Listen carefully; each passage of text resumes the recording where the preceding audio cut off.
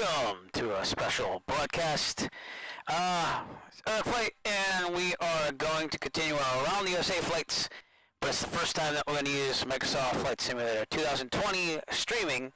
I've been setting up a couple things here and there, and I wanted to make sure it worked with all my SciTech panels and stuff, which it does now. It took a little work. In fact, I didn't start the program I need to do, so I'm going to start that now. Sorry if the screen flickers. There you go. And, hey man, what's up? How's it going? So, it's a new model 172. It's the 172 SP. High tech. I am going to use a checklist I found, and we're going to go from there. But some things I still trip over on the SP. It's nothing big. It's not like it's going to crash or anything, but once in a while I have a little brain fart, and so we'll see what we can do. But if you check this beauty out, look at that. Yeah, looking good. That's what I'm talking about. Just lost the voiceover of that sim. I like the new sim. I think some of the scenery needs a little tweaking still, but I remain optimistic, and I don't want to pass final judgment until I use it a lot more. However, you see these ground crews? That irks the poop out of me whenever I'm at like a GA airport, because there's no way that you see that many ground crew. And I turned off the buses and the many vans. If you look at Plymouth, there's so many vans and buses if you have it cranked with ground traffic and stuff, and they get in the way too. They go on the taxiways. And I also don't like the fact that sometimes the taxi lights for the taxiways, they're actually in the middle of the taxiway, right in like the path. So there's some tweaking to do. But as far as the game itself, it's a big leap ahead for flight simulators from Microsoft. So yeah, I also fell in love with the Cirrus the other night, so I gotta be careful. That's expensive. I don't know if you know this, but across the way in Plymouth, they have a Cirrus rental / lesson place at Goulian Aviation across the way from Alpha One. So, but all right, here's what we're gonna do tonight. We're just gonna continue doing what we do, and try it on Microsoft Flight Simulator 2020. I can already tell you right now that it is hitting the streaming software pretty hard. So I'm gonna see what it does, but yeah. I don't know, because we're gonna try this for the first time now. Said voice server disconnected, now it's connected again. What was the big glitch with VATSIM other than frames dropping? I mean, I could check my frames, but I have the recommended max settings, so if I use fraps here, I get my frames per second, so. But I was pulling about 30 to 40 in most places. Yeah. I maxed out most everything. We're in ultra settings here, so 24 with the streaming going on the same computer and everything, that's not terrible. We'll see though. We'll see how it goes and go from there. Yeah, that's all I can say. I mean, worst case scenario, I have to shut off a lot of things, but all the specifications of my computer below. I mean, it's an i9-9900 overclocked to 5.2 gigahertz per core. I have the 9800. I mean, yeah, 9800. That was good. I have the 2080 RTX. It's not the Super, but I have the 2080, and it's been going pretty well. So, wish I had the TI, but now I'm going to wait for the 3000 series to come out in the fall, hopefully, and we'll see if we can maybe finance one of those. Because the good news when I do YouTube, I can write all that off my taxes slowly, so that's good. Because I use it for video creation as well. So, but yeah, we'll see what happens. So, all right. Don't fault me if I don't start this right the first time, because, like I said, I've got SPAD working with SciTech and this and that, and it's been quite the journey just to get that working. The good news is a lot of the apps I did use, like XCon to connect GPS data to my tablet, that still works. That's what I just loaded. That's why you heard that little chime there. And everything else seems pretty good. I'm hoping FlyLive works. That's the bar at the top. I think it's working.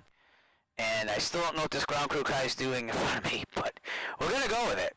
And we're just going to do a normal flight. I'm not going to worry that's 2020. I'm just going to enjoy. Notice I'm using the steam gauges. I prefer the steam gauges for now. I did try the G1000. It's cool. But I did get the Premier Deluxe. So that took a while just to get because they had that glitch there where they didn't know that you bought it right away. And then you had to basically ask for it. And they finally eventually got it on there because I ordered it from Steam. So, right. I digress. Without further ado, let's do this. So, seat, track, back, locked, avionics off, autopilot's off, throttle, 1/4 inch. Remember, this is going to be a slightly different thing. This is a fuel-injected plane here. It's just not carburetor. This is no primer. It's all about the fuel pump. So, mixture full lean, brakes are set, clear prop. I'm going to already take off the parking brake. Let me just double check that. There's a lot of things I have to double check because it's just a newer plane for me. No, see? Parking brake off. And we know that we never ever set the parking brake most of the time in Cessnas because of hydraulic. And if you have a problem with your hydraulics, you can kiss goodbye to your brakes until they fix it. Alright, brakes. Clear prop. Master on. Beacon on. Auxiliary fuel pump on. Let's see if this switch works. It works. Okay. Awesome. Mixture rich for 3 to 5 gallons per hour. That's the fuel flow rate over here. 1, 2, 3, 4, 5. About 5 seconds. Mixture full lean. Pump off. That would be instead of priming the engine. Mags to start. And I have my hand on the mixture because we're going to go full rich once I get it to kick in. See, that's what I'm talking about. So let's try this again. Clear up. What did I forget now? Well, I forgot something. I had it working. Like I said, don't judge me because it's all a new experience here. That thing's not working. Alright, I turned that off. Let's try this again. So, crack that. Oh, you know what it is?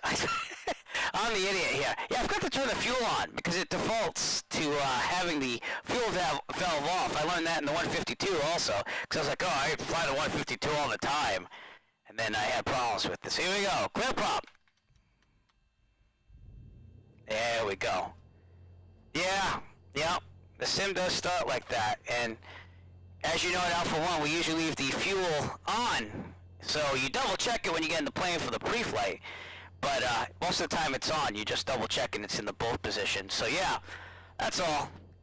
I was there at the 152 going, man, this isn't right. I did it for like 5 minutes. So I looked at the fuel. I was like, oh yeah, that needs to be on. So, alright, I'll get used to that. Because in the checklist it doesn't say fuel on because you check that again in the pre-flight. So, it says in the initial, it says fuel shut-off valve on. But who looks at the initial? You go right to the start when you're doing the sim. Alright, we should be at 1,000. I also found that to be, the other thing I found on this is you really have to tweak the sensitivity. That's why I didn't want to stream like as soon as I got it. I wanted to kind of go over things, and I got to a pretty good level. The flight dynamics are just a little off. They're not tons off from the real thing, but I've never flown an SB. I've only flown the N, the M, and the P, so I'm just basing it off of that. But the 152, it was fun. I went through the training, and it's like, they don't tell you use carb heat at all, and this and that. It was fun. I'm going on tangents now. Okay. So, max to start, mixture full rich, oil pressure should be in the green or near the green. That's another little thing. I don't know if it would be in the green, but if we keep it up here, it would. So, I'm just going to take it as good, because that's what it looks like every single time. The other thing is I have it set for sound like you have headphones on, so that's why you're not going to hear as much engine noise this time. You're going to hear noise like it's coming out of headphones. So, alright, lights is required, mixture is required, seatbelt harnesses, flaps up. They do leave the flaps down sometimes, so I gotta double check that. We're good. Alright. Heat vent defrost, heck yeah, 'cause we're in Texas. That would be this one. Cabin air control, 100%. It's either 100 or 0. I don't know anyone that just sets it to just a little bit. That's, you know, I guess you could turn it down if you needed to. Avionics on. Alright, here we go. This is very good. Alright. And this is good practice for me because in the 172s I rent, some of them have this Garmin GPS in it. And one time I was going to New Bedford, and for some reason, I was turning this knob to try to tune the radio, and obviously it's these. It was like a brain fart, so then I couldn't hear Tower in New Bedford. So I was like, yeah, I'm having problems with the radio, and I thought it was like my audio recorder when I plug it in. But yeah, it was just the volume. You just gotta crank that puppy up. So, yeah, just dumb things that I did. Alright, Avionics on. We got the transponder on, just down here. What I do like about 2020 is all the switches basically work. So you got 1200 in there, you have to go to Alt. But every single knob that I've had to touch, for the most part, works. There's some that are inoperative on the Cirrus, but on this, for the most part, it all works. And, oh, this is a really good feature. In the real world, we like to monitor frequencies. So if you have, like, the ADDONS on one comm and traffic on another, you can now finally monitor both, which is just like the real world, because that kind of made me angry sometimes and prepared in earlier versions of this. So, it's little things I found. Alright. I guess I'll leave the frame counter up there, but I was getting 40 before the streaming, so. Alright, ADDONS. Let's go to the flight planning. Sorry if this takes a little longer than usual. Like I said, we're just kind of going through things. 119.275. And we are at Galveston, Texas right now, going to Corpus Christi, Texas tonight. Kilo Golf Lima Sierra automated weather observation 1300 Zulu. Wind 177 at 7. Visibility 10. Sky condition, few clouds at 1,100 feet, few clouds at 4,200 feet, few clouds at 12,400 feet. Talks wicked fast too. 26 dew point, 10 C altimeter 2988. 2988 if you didn't catch that. You can still push B, by the way. Lima Sierra automated weather observation 1300 Zulu. Wind 177 at 7. Visibility 10. Sky condition, few clouds at 1,100 feet, few clouds at 4,200 feet, few clouds at 12,400 feet. Temperature 26 C dew point, 10 C altimeter 2988. Alright, so listen, do VATS and Unicom for now, but I gotta check VATtastic again and see if there's anyone on. I don't think there is. Nah, no one's on here, which might be good for me, because it's like the first flight on this, and I want to make sure everything goes well. But, one person out there, November 54 Juliet, and I got really confused. Let me show you this, too, actually. So if you go to, like, settings, I think the settings are here. Nope. Alright, maybe I have to exit out. Boy, that stinks. If you go to, I think it's general. Traffic. I have it off. I'm disabling AI traffic. Real-time online is like real-world traffic. So if there's someone landing in Providence, it shows up in the simulator. And then you have the regular AI, like the old flight simulators. But when you first start your flight, you have to, for VATSIM, I don't know if I have the right setting. I put multiplayer, all on multiplayer, basically. And I hope that works. So we'll try to see if that works, because I never really saw the setting you're supposed to put on 2020 to do this. But we'll try it out. Alright, 177 at 7, that means runway 18. And, give me a second here.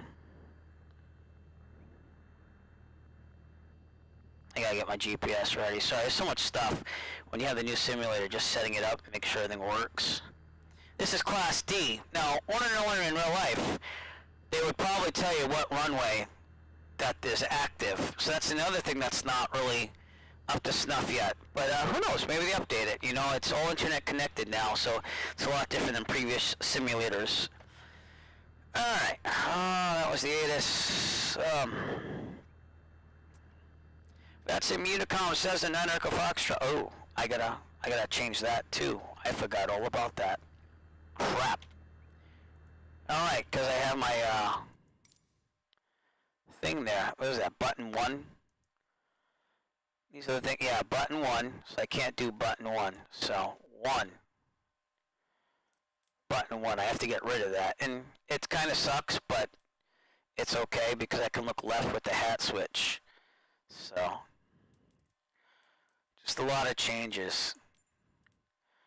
Alright, what is that then? What is that? Look or something?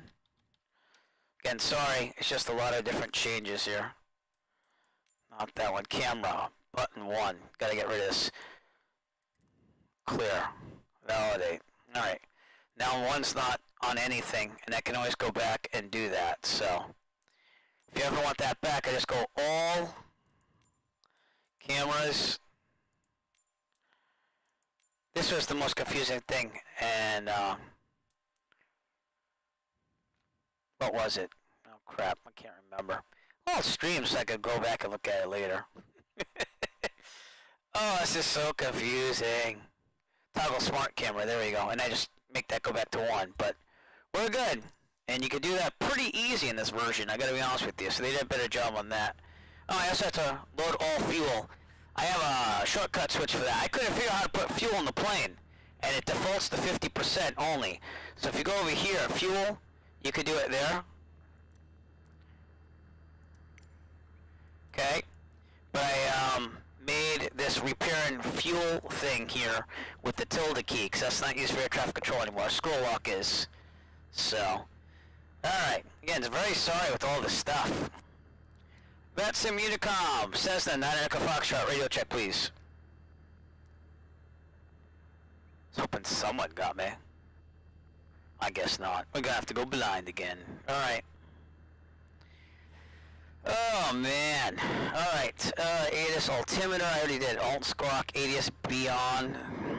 Probably with the nav lights. Let's just pretend that it is. Nav, taxi light. I'll put the landing light on this time. Strobe will keep off. And everything else looks good. Alright, we'll test the brakes on the way out. And we're going to runway 18. And we'll do a run up somewhere around there. Slightly different for the SP model, by the way. So if you're used to the old 172s like I am, it's just slightly different. But, alright. Change my airport diagram. And here we go. Very sensitive on the controls. I don't worry about the ground people anymore. It's just not worth it. But yeah, Avera still works with the XCon plugin. So everything is good there. And everything's good. I already did the flight plan on the simulator because you could set it all up when you first get to the world menu. So that was cool too. Seems a lot easier than the old simulator. I remember it used to crash half the time when I did that before. Still can't figure out how to do the fuel over here. There's an auto fuel button that you click and the truck's supposed to come. Never got that to work. So, here's what I'm talking about though. You see this taxi light? It's like in the middle. It's in the middle of the apron. They gotta fix stuff like that. Everything else looks beautiful. Like the beacon's not bad. You know? The windsock's doing really good animated. I like that it has all that area there. And, yeah. Looking on the cockpit you have to get used to, but I'm using my mouse for that most of the time. I had to dial down the sensitivity. I have my aircraft on the ground to 100. I have my AI boats traffic to 100. And I have my AI road traffic to 100 too. So to be pulling almost 30 frames on this right now, I'm not feeling bad. I mean, I've got a lot of settings almost maxed out, which is a lot different than other simulators from before where you couldn't max everything out. So even the 3D data that downloads, I have it at the highest resolution. So, but look at those taxi lights. Like, that's kind of ridiculous, you know? I hope they fix that stuff. And I know there's going to be developers that fix it and everything, but it does look a lot better. I mean, I'm not against what they did. I'm just saying the things that they have to fix. So, alright, this is taxiway Echo. We're going to do a run-up right over here. So, we'll take a 180 as we get closer to these taxi lights. Fuel truck's out of my way, which is good. There's some dirt piles out there, so they must have been doing some construction when they had the satellite imagery going. I find that the rudder and the brakes, I had to tweak those a lot too. I might not even be done tweaking it, but I'm just going with it for now. Here's the brakes. Alright, set it at 1,000. Good. Alright, let's go back to the checklist for the run-up. Brakes, fuel set to both. Very good. Trim set to takeoff. Good. And I have everything going through spad.next, just like I had them prepared. It works. They updated it for the new release. Flight controls. Okay, let's look behind me. In, right, out, left. You see that it rocks with that? That's like real life, so that's pretty cool that it actually takes that into account. Annunciator lights, something new. There you go, just testing the annunciator lights to make sure they're working. Instruments, same thing as before. Turn coordinator, the ball's in the middle, no flag. Heading looks good. It's about 222, something like that. Vertical speed looks good. Altimeter looks good, because we're almost at sea level. Horizon looks good, and the airspeed is good. Mixture, best power. Seeing that we're like almost sea level, we'll leave it all the way in. And 1800 RPM, so it's not 17 on this one, it's 1800. So here we go. 1800 RPM. You can see that thing's busting like a real plane too, which is kind of cool to see. Alright, check the magneto right. You notice how that dropped a lot? It went 100 RPM, so I don't know if that's normal, but it's less than 125, so I'm okay. Back to both. Good. Back left. Back to both. A vacuum, because there's no carbide on this anymore, so the vacuum looks good. Amps and volts. This thing is charging slightly. It actually does work, but for some reason I was a little worried sometimes it'd be down there.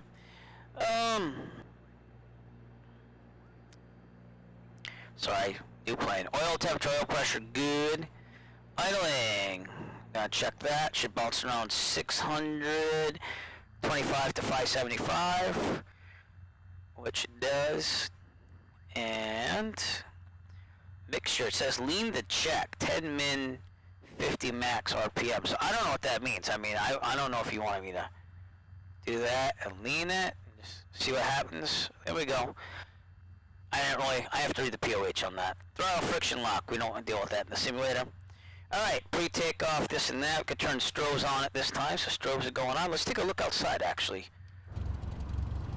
This is what we're dealing with. That's the noise from outside. Again, inside you heard like it's in a headset, so not a fan of the call signs. Hope they get different liveries later on, but the graphics look really good. This does support ray tracing, and I did update the NVIDIA drivers before I downloaded 2020, so this is with the most compatible drivers for Microsoft Flight Simulator 2020. Alright, back into the cockpit. We're not going to have those GoPro views or anything anymore either, because EZCA does not work with this. Alright, let me go over my rotation. Rotate at 55, that's normal. Best rate of climb is at 74 though, so we're going to do like 74 on the SP. With that, we're good to go. So let's line up, we'll call it when we get out there, and then we'll be on our way.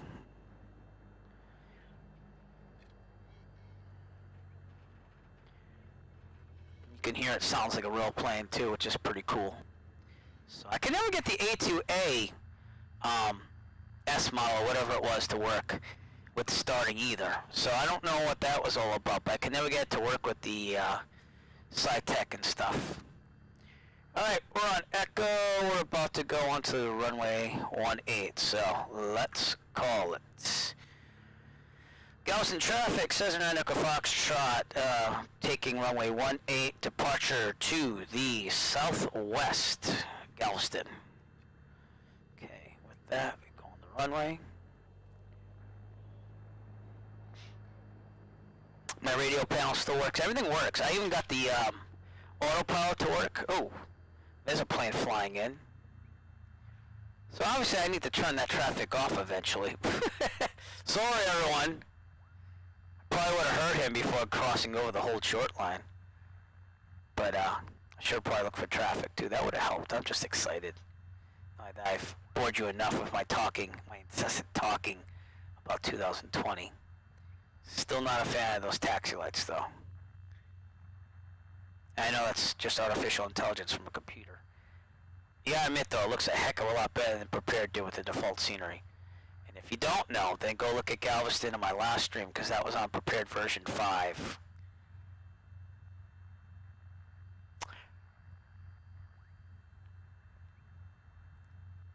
Alright, I'm gonna take the runway. So, thing is I'm on the VATSIM Unicom, so therefore it's like, you're not gonna hear any traffic, so you'd have to have the CTAF, which is 120.575, so it's kind of going by tower, so we're treating it like it's uncontrolled. But alright, here we go. When we get up there, I might climb in frames too, so. But I've already seen my house, I've seen my childhood home, all that stuff, so that was pretty cool. It's a little hard to find, but we eventually got it. We're good to go, feet on the floor. Full, here we go. Rotate at 55, climb at 74, right? Yeah.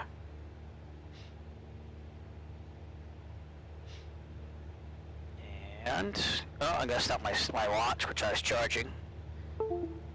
I don't know what the heck that was, but we're just gonna go with it. And rotate. Come on, watch. Oh well, I will start it when I can. We'll go from there. I haven't seen a lot of traffic, I gotta be honest with you either, so. But, now my watch is frozen. Great. Alright, to the backup, which is my E6B timer. Start. Here we go.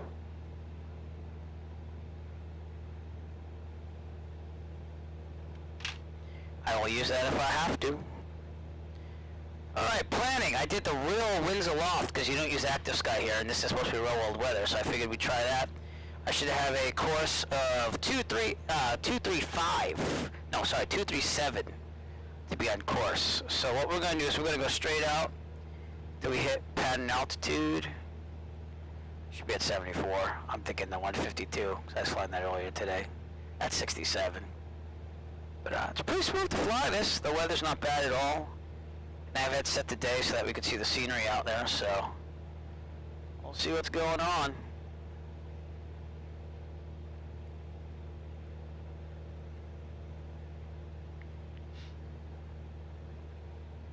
It's like 1,000. We'll take a look on the right there. So you can still see the left and right by using the hat switch, but yeah, don't move all around the cockpit like I used to with that. I have to use the mouse for that. There's gotta be a way to configure it if you want it that way, but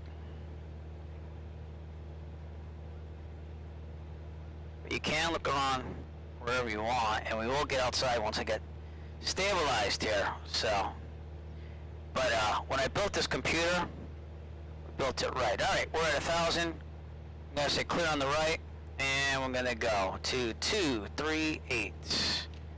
First checkpoint will be Sea Isle, and I estimated that to be 12 minutes.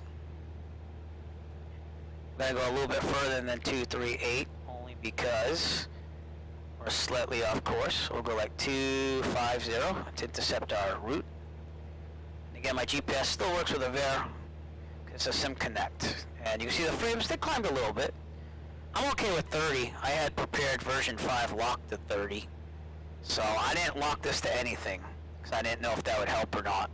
I don't know if it's like the old simulator where if you locked it, it used the extra power to do scenery. But if you have any questions, I mean, I played with this for hours today, and it's just a learning experience all around. So if you have any questions or you want to talk about your experience with 2020, please go ahead and chat with us.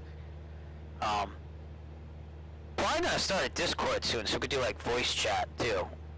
Thinking about that, but I like to get a couple more followers going on here before I go all out on that. So, alright, let's lower to 80, and we'll start trimming out a little bit. Trim wheel is still very sensitive in this. But, flies pretty good, you know? It really does. And you can see our flight plan path right here. So you can see that I'm off, but that's why I'm going 2.5. Well, I was going 2.50, now I will be again. And we'll intercept that on the way there. And Sea Isle will be coming up at the end of this island here. So at the end of this island, there's Sea Isle. It's on the sectional. We gotta keep climbing to 4,500. So intended altitude. Now see that frame went down, but I'm also downloading all the scenery for the first time. I left 100 gigabytes for the cache. So they do let you pick how much you want for cache, and I took up prepared version 4.5, not 5, just 4.5, to get this on there on my SSD drive. So everything's pretty fast, so this would be pretty fast and nominal. Let's take a look outside. I'm not pulling much for frames now though. There you go. I mean, that is some good scenery. Can't complain about that. I haven't played around with the drone mode that much either, but we'll see what's going on with that eventually. I'm just gonna stick with these outside views for now. And now I'm pulling 30 frames. You see what I'm saying? It goes up and down. I'm invisible. It goes up and down. According to like the internet downloading the scenery, I think. That's what I find. But, I mean, I got pretty fast internet too. A lot of people had problems downloading it. It took a little while, but I was downloading like 600 megabytes per second. Because I have the highest plan with Comcast. I had to do that when I was teaching remotely at home for my students because the internet kept flaking out. And then we did that and it solved everything along with a new router, so.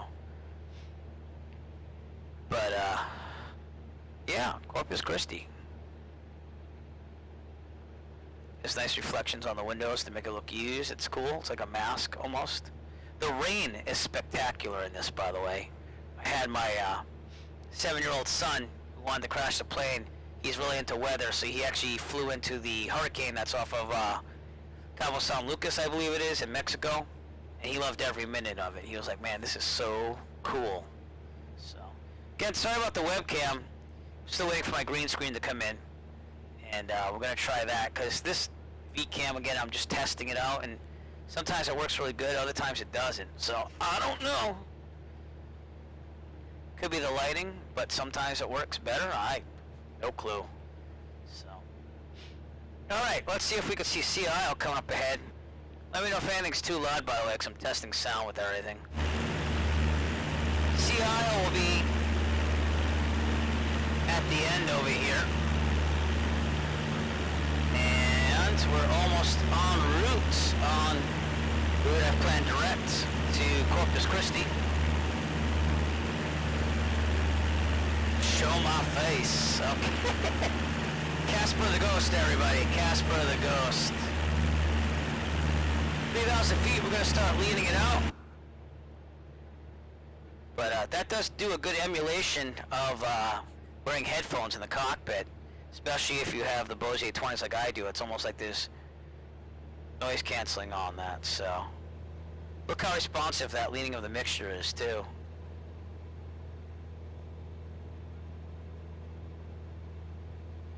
I don't remember. Oh, I do have an Egt Gauge. Cool. Never really used one of these. I know what they're used for, though. But, cool. No, stop doing that. I just want you to turn the Egt Gauge.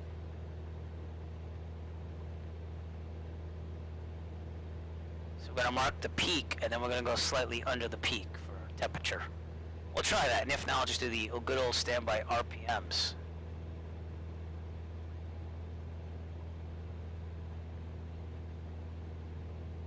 Did you hear that? I think I heard it a little bit. We'll leave it right there for now. Alright, 3,500.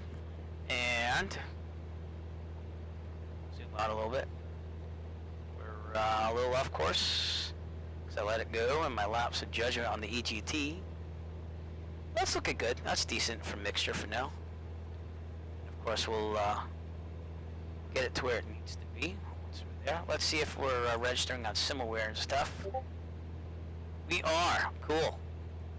So everything seems to be working like normal, just a new simulator. That's all it is. Here we are in Simluator, left Galveston, and my Windows 10 is telling me other programs. I'm going to go to Corpus Christi. This is the little concern right there with the weather. But it might be nice to see some rain effects if we do, you know. So it's all good. Going right down the coast direct. Beautiful. All right. 4,000 feet. We'll start leveling out pretty soon.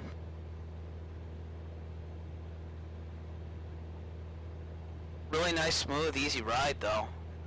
Flight dynamics, they look to be pretty good. This has a lot of horsepower to it. It's one of the newer 172s. Again, we'll take looks outside as we go. Just gonna make sure I level off at 4,500. And I can use autopilot, but I love flying by hand, you know. I did use the autopilot earlier, and even that I have to get used to again. I used to fly the airliners way back in the day. I haven't done anything but GA and without a autopilot for the longest time. What fun is that sometimes, you know? I like to handle everything and trim it out and do all that stuff. But we're coming up on Sea Isle. First checkpoint. And it should be a little town over here. So that is Sea Isle, everyone. That's real satellite imagery right there. So, pulling almost 30 frames. I'm happy with that. It seems very smooth for 25, 30 frames, and I'm not limiting it at all, so I have it cranked. So, we're also going to lean out to 4,500, so let me go back to the cockpit, and like I said, the trim is very sensitive. I've been trying to tweak that in the control settings, but have a little work to do on that still. Just really small turns on the trim to get this going. Like I said, I did the trainings on the 152. They have like a built-in training, and it's pretty good for people that don't really have any real-world experience. Kind of goes over like the basics. It even does like a mock, like first solo, where you do a traffic pattern once. But I was having some fun with that. I didn't like how it did say any carb heat. I guess, you know, because you're flying a 152 in the training, so it would have been nice to say carb heat below 2,000 RPMs, but they did not. Turn on course here, 238. Looks like the real world weather is pretty spot on for winds aloft at least. And like I said, really glad I built the computer. April 2019 I built it. I'm glad I built it with these specs. I mean, I wasn't going to go cheap on anything except for the graphics card because I couldn't afford like a $1,200 graphics card. Can't really tell you why I need this $1,200 graphics card when you already spent like $2,000 on parts, you know. So, but I might splurge for the $3,000 depending on 0% financing being available. So there we go. We're doing pretty good. We almost got it trimmed out. The trimming out does seem a little easier on this. It's a little more delicate with the wheel still, but it's pretty good. All right. Sea Isle was in 11 minutes. I said 12, so that is pretty spot on for things. Where did my stylus go? Oh no. No, stylish. Here we go. Need that for the tablet. So, 11. I'll update all the other times.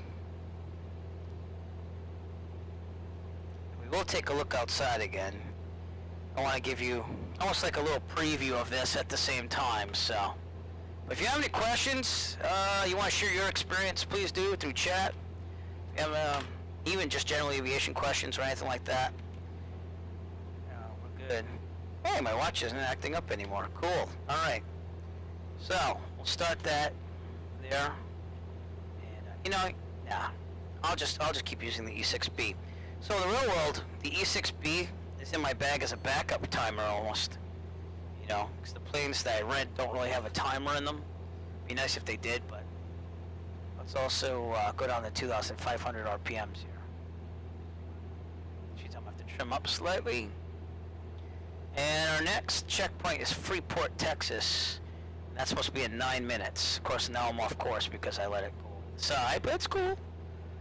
And that should be coming up on our left. You'll see Texas Gulf Coast Regional Airport on our left, and then Freeport's on our right.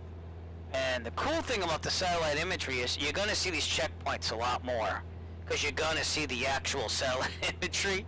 It's not just vector, it's not land class. It's really cool. So, but you are joining me on my first real cross-country trial on this as well. I mean, all I did was I flew around the area that I'm used to around Plymouth, Massachusetts. I went to New Bedford, Taunton, Massachusetts, Providence. I did do Maine. I did the Cirrus. See, I did Cardinal Sin. Problem is now I flew the Cirrus, and now I'm like, man, I really want to fly one of those in real life, because that thing was pretty sweet. Traveling at like 160 knots, right up to Maine. From Plymouth to Maine, it took me about 40 minutes to get to Maine in that thing, where it would take me like an hour in the 172.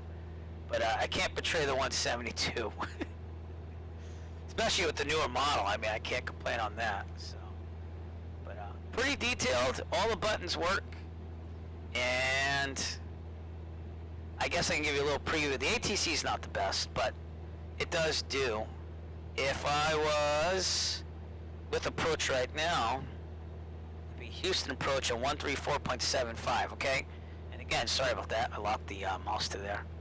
With this thing, you could do it just like real life. So here's my standby comm frequency. I'm going to do 134 point, and then I go to the smaller level here, and that's 4.5. And hopefully they have this programmed in as Houston approach at this point.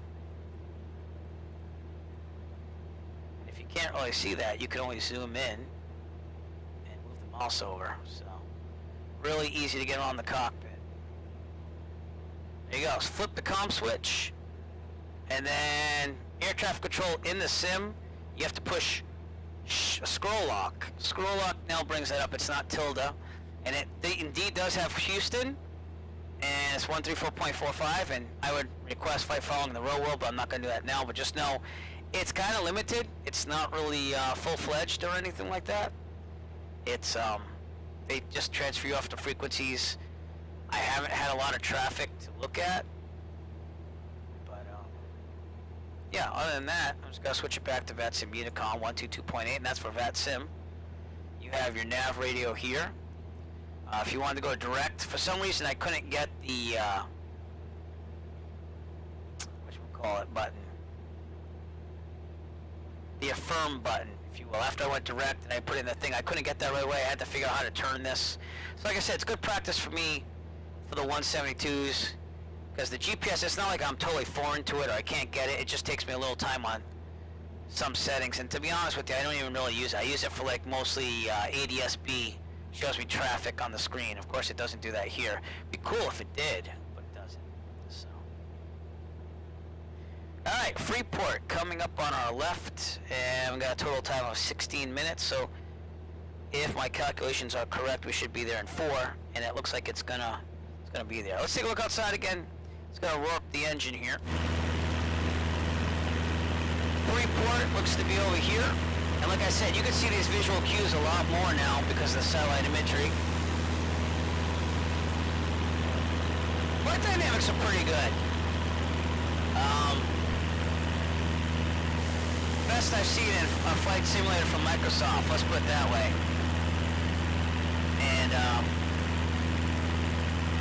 I do kind of miss the EZCA head tilting thing there in turbulence with ActiveSky. Like, it's in here, but it's not as prevalent, I should say, in this. So who knows? They might make EZCA to make it better than that, and also to save camera views. So, but everything looks just like the sectional. The water is fantastic, by the way. The effects of the water, fantastic. It looks like real life. It really does. But, alright, back to the cockpit to make sure I'm on course here. We're doing pretty good being on course. And again, you're hearing, if you didn't get to hear this earlier, you're hearing the headphone out of the cockpit. That's why it's quieter than usual. You can adjust that in settings, but seeing that I wear headphones when the kids are asleep, I wanted to do it just like headphones, and it does. It sounds just like a pair of headphones are on your head. almost like the Bose with the noise canceling. It's almost like active noise reduction sound in the cockpit. And again, if you like the traditional, just everything blaring at you, you can do that too. It's just under the sound options. But I thought that was really cool too. It's better than, I'm prepared sometimes I'd blast the surround sound speakers. In fact, I have to turn off the subwoofer. Give me a second. Alexa, turn off computer subwoofer. I have it hooked up to Alexa on a smart thing. So I have to reach back there if not. But, I'd blast the surround sound with just the engine noise. And I'd have these working real on the noise suppression. And it worked just like real life, but you'd have it blasting outside, you know? With this, everything's just self-contained in the headset, and it sounds just like you have a headset on, so.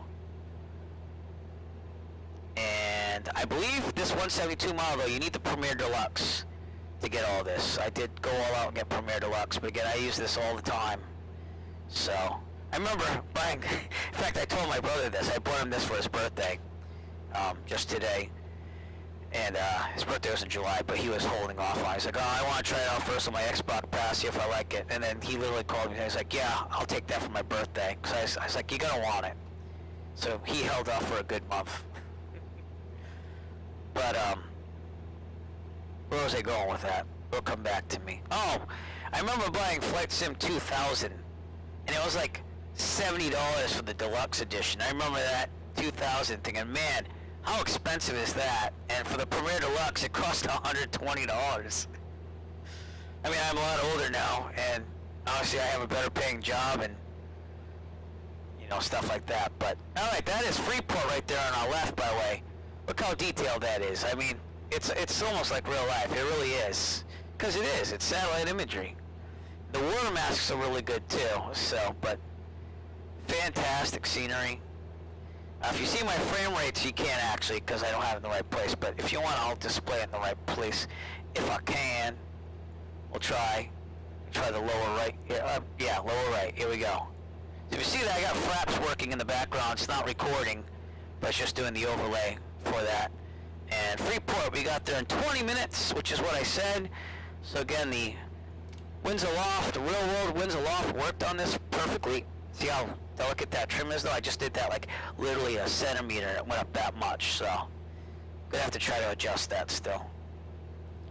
Next checkpoint is the Big Boggy National Wildlife Refuge,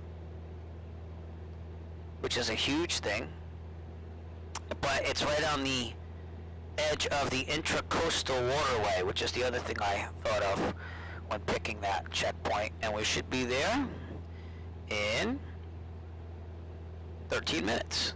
So total flight time of 33 minutes on the E6B, which has a timer. So you can't go wrong with the Sporty's E6B. It's my backup timer, and seeing that my watch wasn't really working then. In fact, I should just probably leave it charged now fully. We had that going. Always have backup plans when flying. Always have backups. But,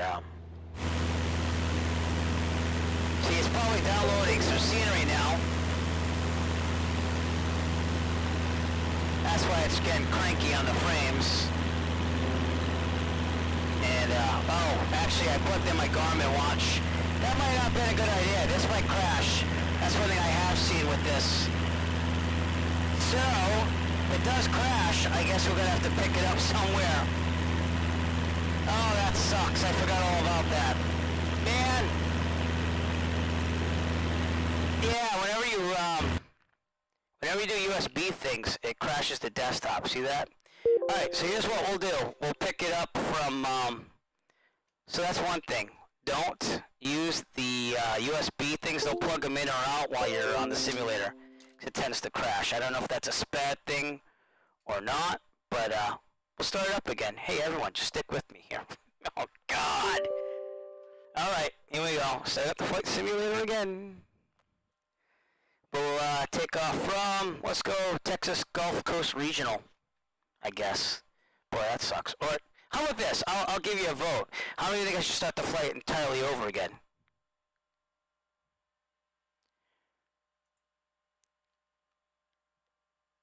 And the other option is, how many think I should start at Texas Gulf Coast Regional, Kilo, Lima, Bravo, X-Ray, which is kind of like right around where I was. So let me know. Option 1 was to start it over again. Option 2 was to start at an airport that was right near where I left off. Let me know. We have some time here while I get this rebooted. But I might as well show you what it looks like when you start it up and everything now. It's all good. Boy, that sucks. So yeah, that's one problem I've seen, is that the USB devices can be a little testy with it when you're running it. If you leave everything alone though, works pretty good. I don't have any votes right now, so. Oh man, I don't know what to do. Let's stop the timer. So this is what it looks like when you start it, at least. You get to see all this stuff. Music's pretty good. Checks for updates.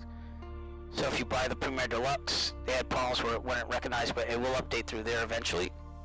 You see I'm pulling 60 frames when it starts up. It's just running the actual thing.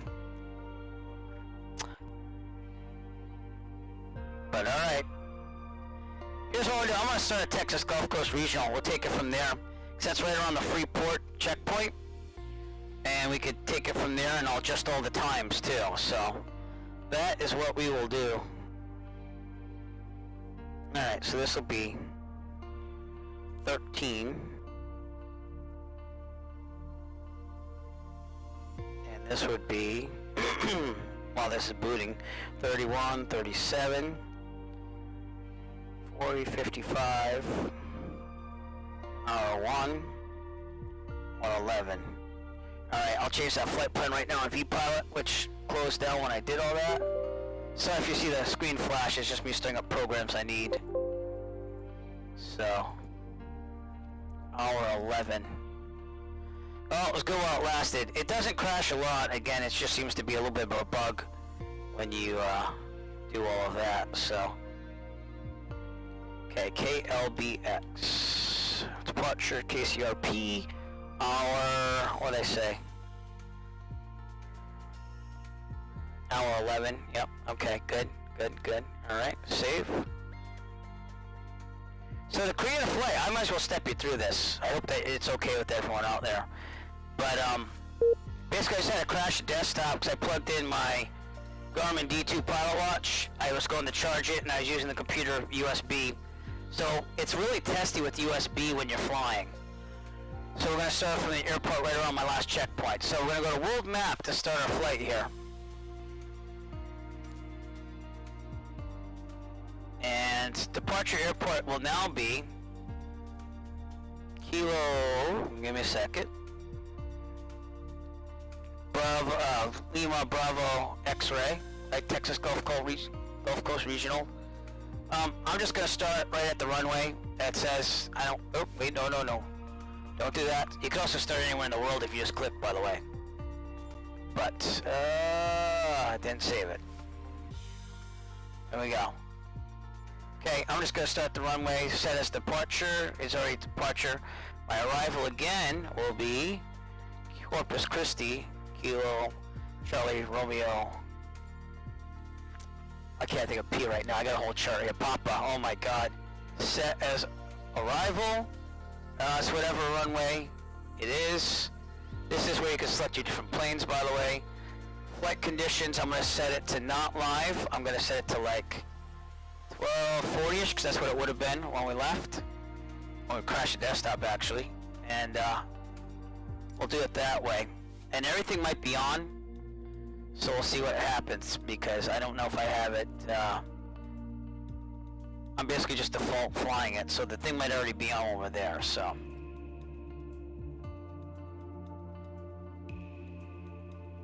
And we'll see if we can keep it that way to save some time. But it's loading the scenery. Do you see how it's not taking... Oh, actually, you don't know. But it's not taking as long to load this because it, again, caches the scenery in the simulator. And I gave it 100 gigabytes of my hard drive to do that. So, hopefully, it will be a little bit better. Let me see that my XCon thing's working here. Boy, that really sucks, huh? Over here like, oh yeah, first stream. Crash the desktop. Don't unplug and plug in USB items into your computer when you're running this. That's what it's all about. Don't do it.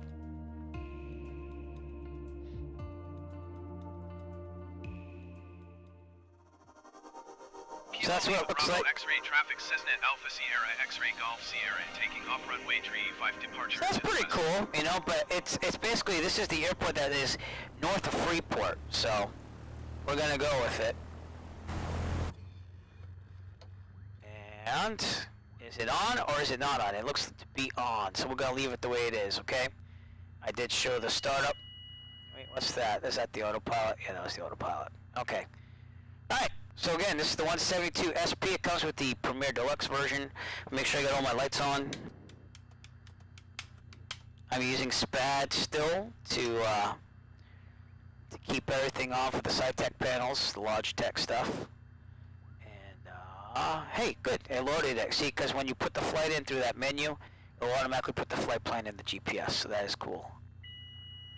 And I just reset the avionics to make sure that switch worked. 122.8 for VAT sim, and I have to reconnect, by the way. No one was around me, so I'm just going to go with that. Good. Flight plan. Filed. Mode C, because we're about to take off, and here we go. Let's just get right back on track here. So I think I'm good. Yeah, should be good. Except for the parking brake. God, we never use parking brakes on Cessnas. It messes with the hydraulics. Did it just conk out? It did, because you know why? I pushed the throttle quadrant, so it registered that as the mixture. Okay, that's fine. Let's just see if it'll fire up, because there's still fuel in there. There we go. See, I didn't have to do the fuel pump because it just ran, so that there was still leftover stuff to combust there. Alright, here we go. Oh my god. How embarrassing. But you know, real life, we don't really use the parking brake that much on a Cessna, because again, it's hydraulic, so if you have a small leak or whatever, you come back to the plane a couple hours later, you might not have brakes, so it's better to chalk it or tie it down. I'm going to rotate at 55. I'm going to climb at 74. Rotate. And take a left out of here. But I still have the old flight plan still on my GPS thing there, so we'll just go with it. And thank you for your patience. Appreciate that.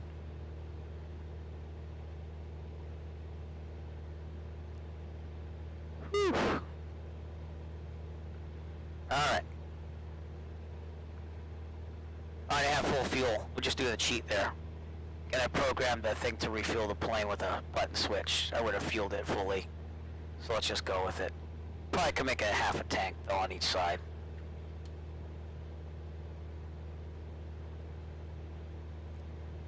Okay, we'll hit 1,000. I'm estimating everything here because I didn't want to look at things. I'm trying to get in the air for everybody here.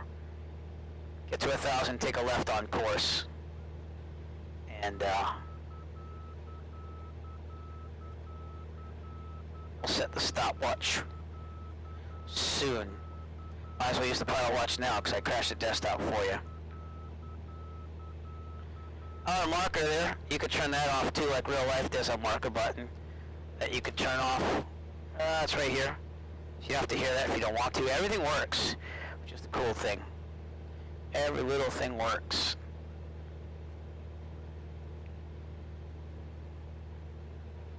Climb. Let's go. Climb, climb, climb, climb, climb. Now the flight dynamics are doing really good.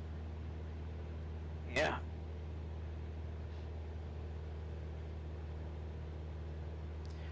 Alright, let's see what it says on Simluator now that I had to start at a different airport. God, that sucks. First time ever. I'm like, yeah, this is awesome.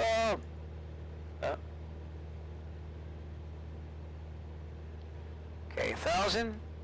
Clear on the... Alright, let me... Clear on the left.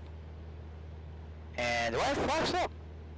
I do now. That's also another thing. It defaults at 10 degrees flap sometimes when you say starting on a runway. So, the good news is that I wasn't past the flaps extended speed. That's because I was rushing. Don't rush. If you're flying railroad, do not rush. Because that's what will happen. I want to climb at 80 now. Again, you lower the nose, better cooling of the engine. short people like me could see over the nose better. So, but they have a, if you push up on the hat switch, it lets you zoom in above that. Probably look for traffic.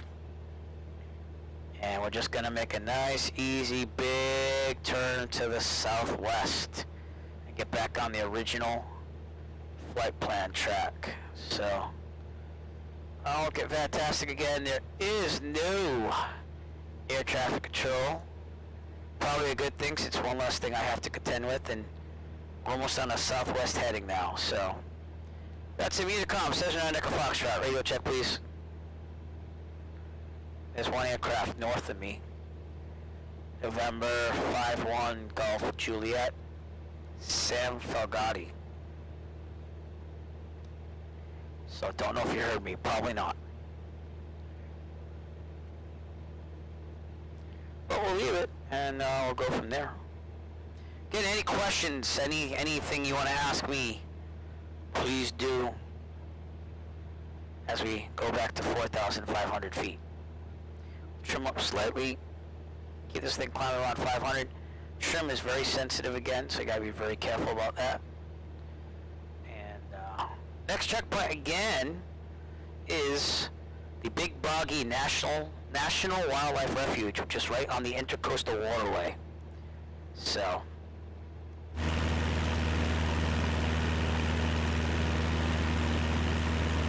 here's what it looks like on the outside.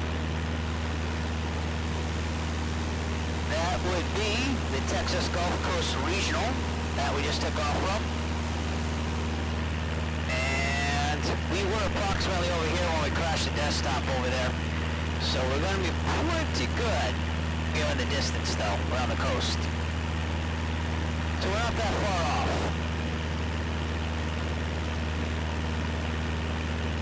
You could turn off these menu options too, just to let you know. I just left them on because why not for now? You see I'm pulling about 30 frames, which is decent for having ultra settings and everything. And I even went above ultra on some settings. So, pretty happy with the way my computer works with this. And, yeah, it's working pretty good, so.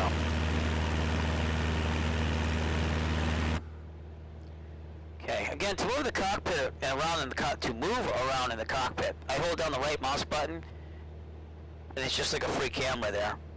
And then I have to put it back where I want it to be, and I let go of the right mouse button, and it stays. Or you can lock it down. You can hit the middle scroll wheel mouse button, so you hit the wheel down, and it'll just stay locked. I don't have anything pushed down right now.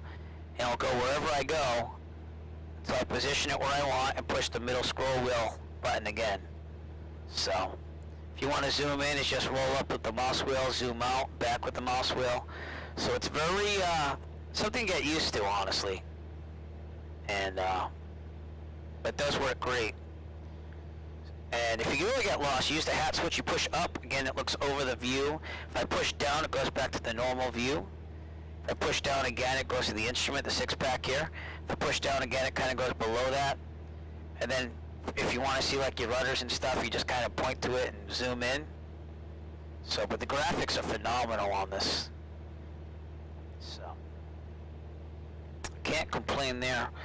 Do have to turn more south though. So, and any questions, just let me know. I can tell you my experience so far. But I'm probably going to fly a flight with the Cirrus too. Eventually. I fell in love with that last night. I was like, wow, this is awesome. The 172 is really nice too. But, we shall see. Well, let's get my instrument rating, I think, before I fly a Cirrus for real, but I probably will do that at one point in my life. They, out of Plymouth Airport where I fly for real, they have a flight school right across the way from my flight school that does Cirrus. They have an SR-20 and an SR-22, but it was very expensive, and it all depended on how much experience you had as a pilot, where they estimate the number of hours, but you'd book half a day or a full day. Sorry about the Casper the Ghost thing. This camera's not working as good. Still waiting for the green screen. I think it's lighting. but I put lights on me and it didn't work that well either, so we'll just go with it. And again, this has autopilot, but I'm not going to use it. I want to fly by hand. So that's what I do in the real world. We don't have autopilot in any of our rentals for the 152s or 172s, so.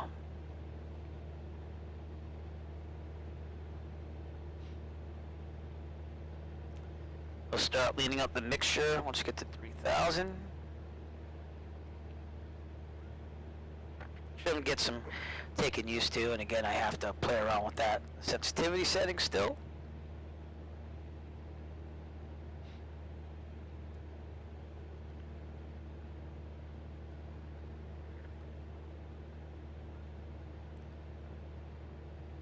So Diego, if you're still with me, because I don't know if you are you flying mostly 890 at the flight school? And if anyone doesn't know, Diego, who was on earlier, if he's still here, he'll probably chat with me. But we go to the same flight school. So I still rent from my old flight school. I got my private, the mixture. Again, it has an engine gas temperature thing over here. You don't see this in every plane. But I was right about... Oh, it's not working now. What's up with that? Oh, it is working. Okay. That red thing is going to mark peak engine temperature. Then we're going to go a little lean of that. We're going to go a little rich of that to cool off the engine. But last time it was about here-ish. So we're going to go with that. Hopefully stay somewhat on course at the same time.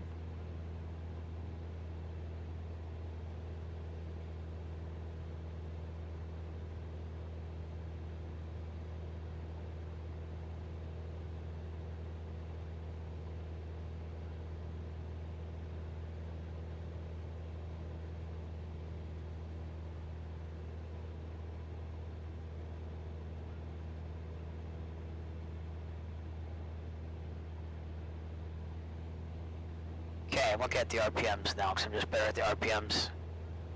That's what I do in the real world because I don't have an EGT temp gauge, usually. So right about here. We'll leave it there for now. And we're heading southwest to get back on course to go directly to Corpus Christi. So.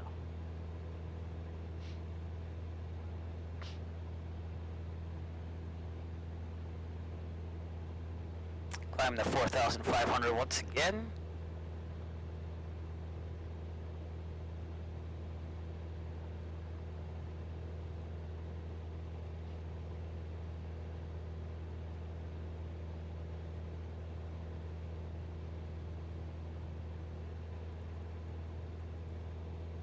Right about there for the GT. That's what that red mark is. You can mark peak with that and then go slightly rich of peak engine temperature. That'll cool it off slightly. So if you ever have an overheating engine, just put more red and rich in the mixture. It will cool off the engine. But we do that to keep the engine in tip-top shape there. The fuel flow should go down when I level out here. So let's go more west, save some time. It's not going to line up now with the GPS because again that's going from Texas Gulf Coast Regional direct to Corpus Christi. We're going to go a little bit more south of that because I kind of want to hit my checkpoints that I had before it crashed the desktop. Do not connect USB devices while flying on the new simulator. It doesn't like it. Does not like it at all.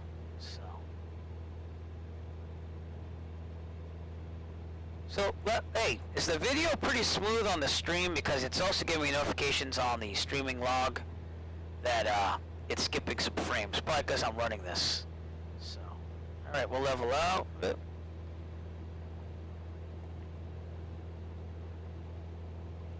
Let me know if there's any jumpiness in the stream, because that's another thing I gotta check.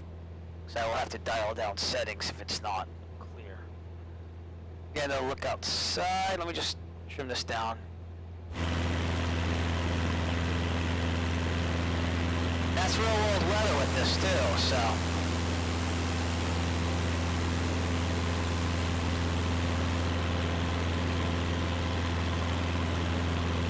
That must be the SimConnect bugs. It is dropping some frames. But it does bounce back, so I don't know.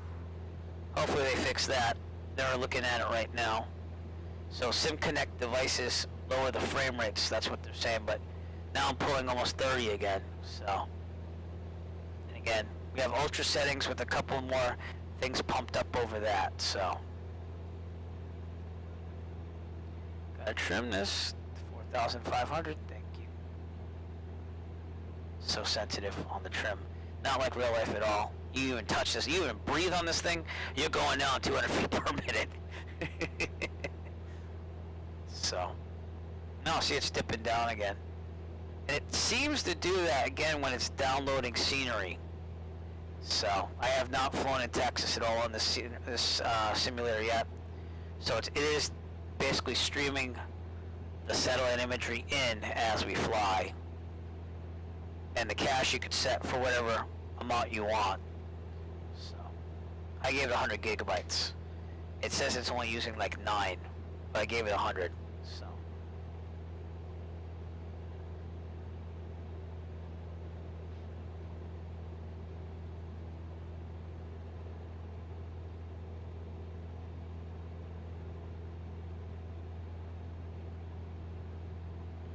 So we're going to hit that checkpoint right in front of us. It's actually right out here. This is the Intercoastal Waterway, and the National Wildlife Refuge is right here on the point. So when we hit there, that's our checkpoint. We'll see where we are, and we'll update our times.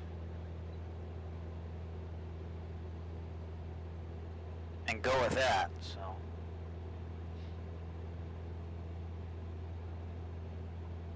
There's no crashing to the desktop in the real world. Sad. And again, it was purely my fault because I wanted to plug in my watch to the USB to charge it, so. But you should be able to do that, right? When playing something on your computer. I mean, I guess it just doesn't like it because I guess it auto searches for things. I don't know.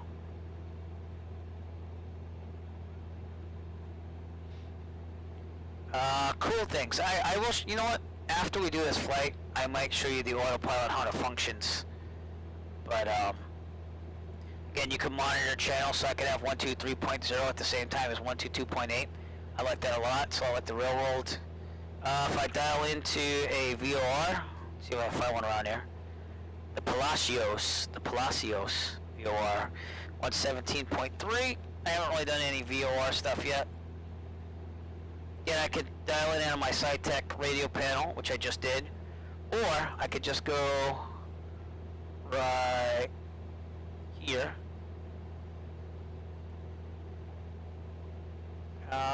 Where's the nav? Oh, these are the things I'm talking about. I get confused.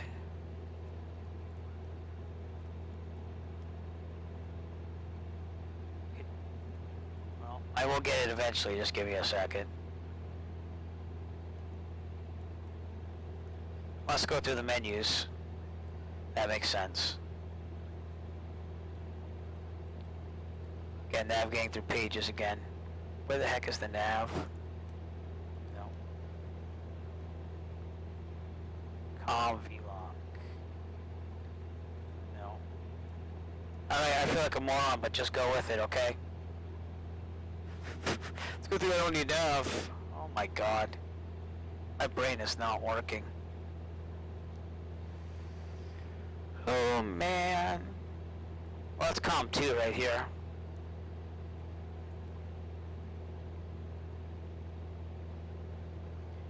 And now I'm going north. Because why? Because I'm awesome like that. Jesus. Again, sorry. Not the best. Not the best at all. If anyone knows how to do the nav on this, remind me, because right now, I know it's here. I know I gotta dial into this thing. But, push cursor maybe? No. No. See, that though has channel spacing on it and everything. Alright, VNav. No. Maybe because I have it on GPS. Might be, might not be.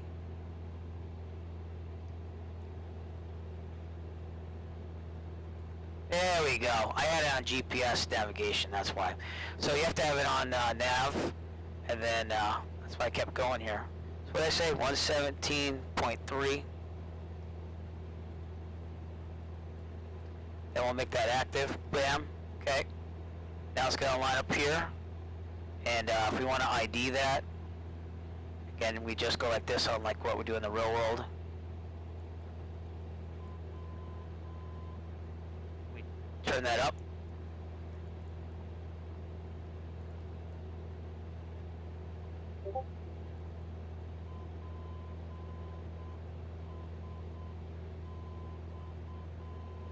There you go. So, does everything. I'll go back to GPS because we're using GPS. So, and I want to go south, not north. Oh my God, people! I swear, I'm so distracted with this, with all these new fun little things in the simulator. We'll eventually get there. Oh my Lord! It all started with the crash of the desktop. It messed me up entirely. Oh man. I appreciate your patience once again.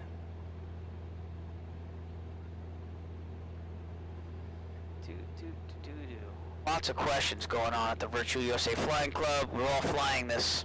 Someone's doing the multiplayer on just Flight Simulator. So,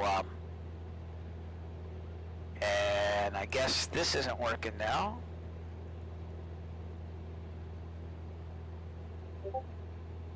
Yeah, alright, well let's change that then. We'll see if we can change it.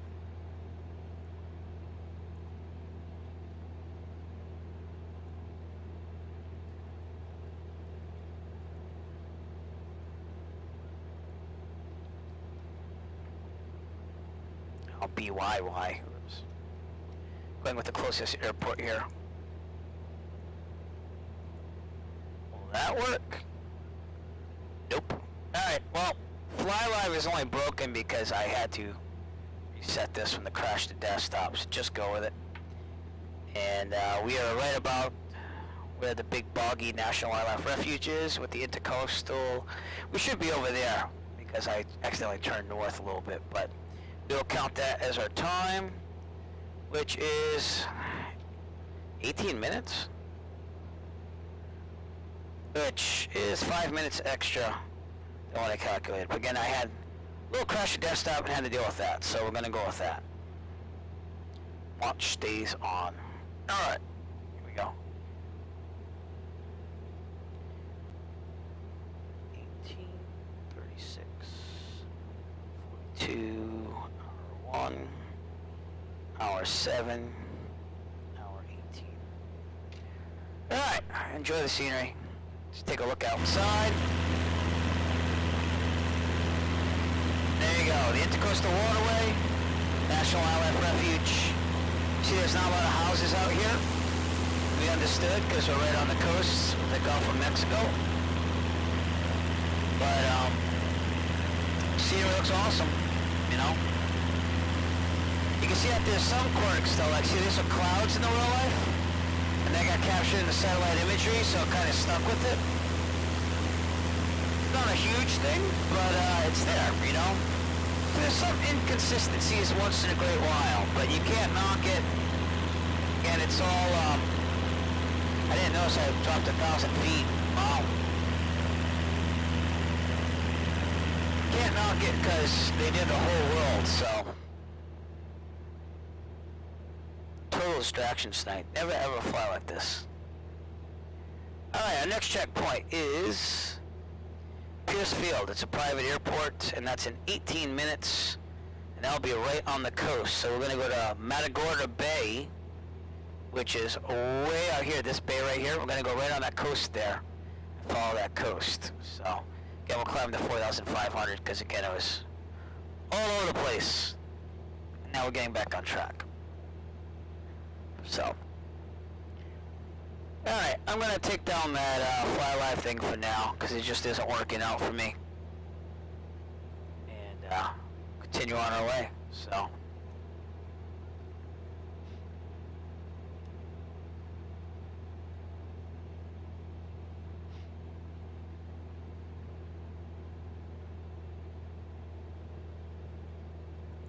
See if there's any traffic around me. Not really. Closest one is Delta 5703. But I think I turned the call signs off, so you're not gonna see anything unless they're like really there. So it's gonna be like real life. So, but we'll look outside and see. Nope, not close enough.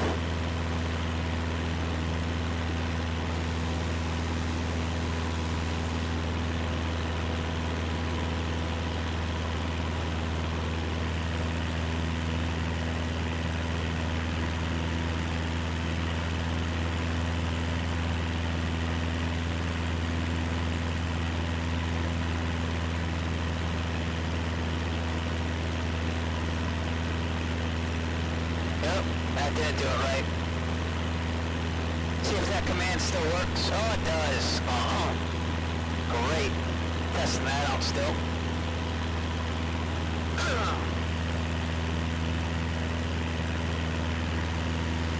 For the most part, I get good frames though, even with this SimConnect stuff.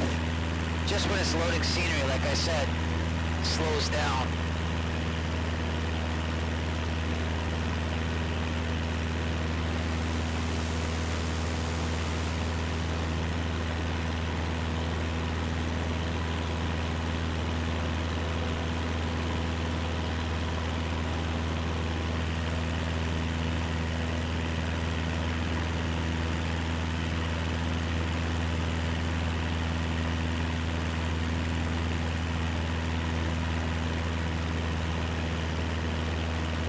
Pointing directly at Pierce on the GPS, so hopefully I'll streamline it.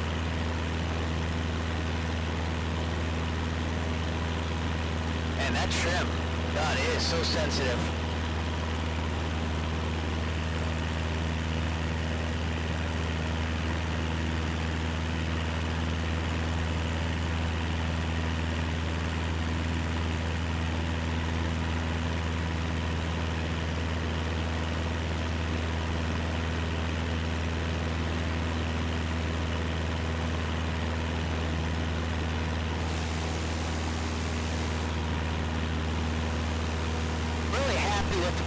Of the simulator though.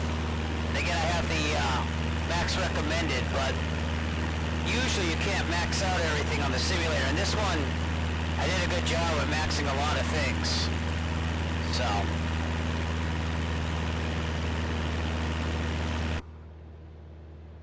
How the heck did that guy get here? Whoa, what just happened? I must have hit a button or something, because now I have avatars there? Oh. Didn't load the scenery. What the heck is going on here? Oh, that's weird. That just did something weird. What happened to my cockpit, yo? First I had this freaky looking dude over here. And, yeah, I never saw that before. So,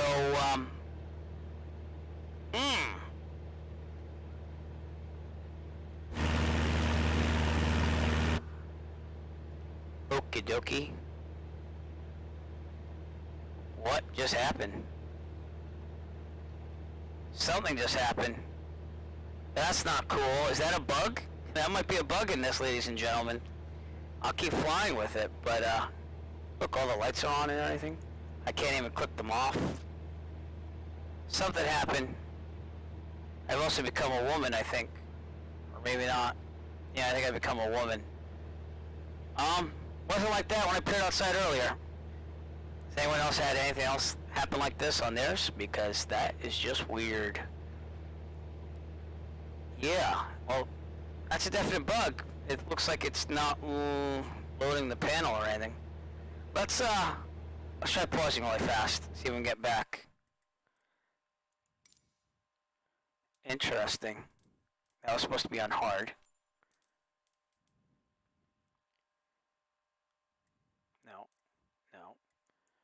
Yeah, I've never had that happen. That was weird. There we go. I don't know. Now watch, they're gone. So that was some type of bug. Never saw that before.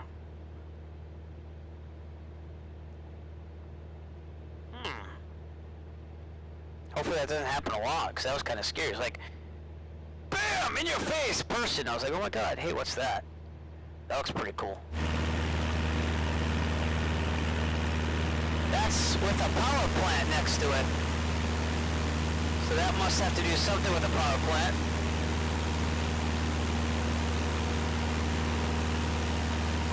This is the Colorado River right here. Which I don't think is the same Colorado from Nevada and stuff, but that's what they call it. Goes all the way to the Gulf of Mexico. Look at that, like, you're not gonna find detail like that in any other simulator. Maybe with Ortho, with the X-Plane, you can get close to it, but that's freaking cool. Trim down there. Plus, there's so many visuals and stuff going on and a couple bugs that I need to pay more attention here to my flying. Sorry about that. But, again, I'm just throwing this out there here and there. Any questions? If you want to add anything in commentary, other than my flying for tonight, which is very distracted due to all the different visuals and everything going on, to crash the desktop earlier. Don't plug in any US peripherals while playing the simulator. It will crash. At least in my case it will. But feel free to add to our chat here. It's not all about me. So, again, our checkpoint is Pierce Airport, which is way out here on the coast. I had to start from a different airport. And that's because crash the desktop happened.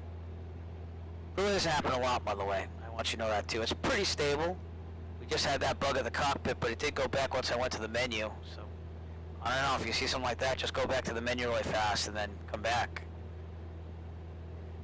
So, some kinks to work out still. That's what I would say. And those taxi lights at the airports bug me, along with the excessive grounds people there as well. So.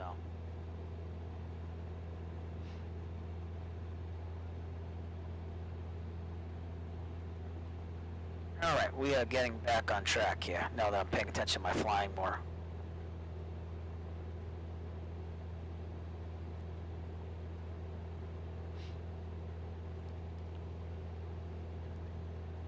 Okay, can I have that set to a VOR?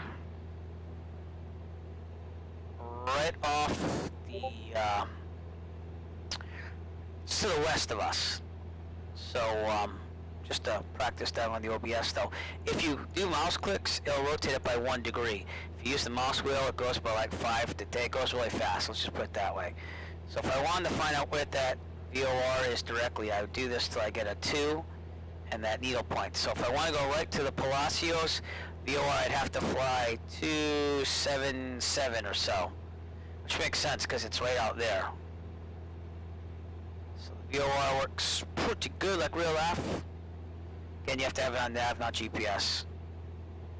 If you want GPS navigation, just click on GPS, and it'll keep you on track, so.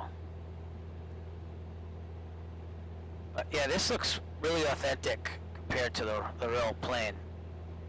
I know in the 172N and the 172M I fly, we have the Garmin GPS. I think it's the 530. I think this is the 530 too. One of them might be the 400 series, but this is the 530, so I think that's in the N, the 172N at my flight school. But good practice for me because, again, I don't have that in the 152. The 172P at the flight school has a older GPS module. It's like the 200 series from Garmin.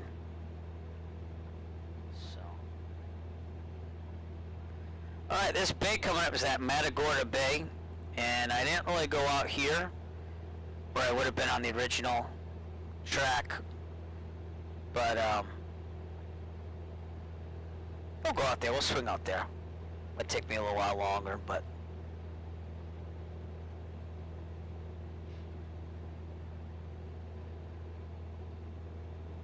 Matagorda Bay, I mean, everything looks really good. Palacios Airport is out there. Let's look outside again.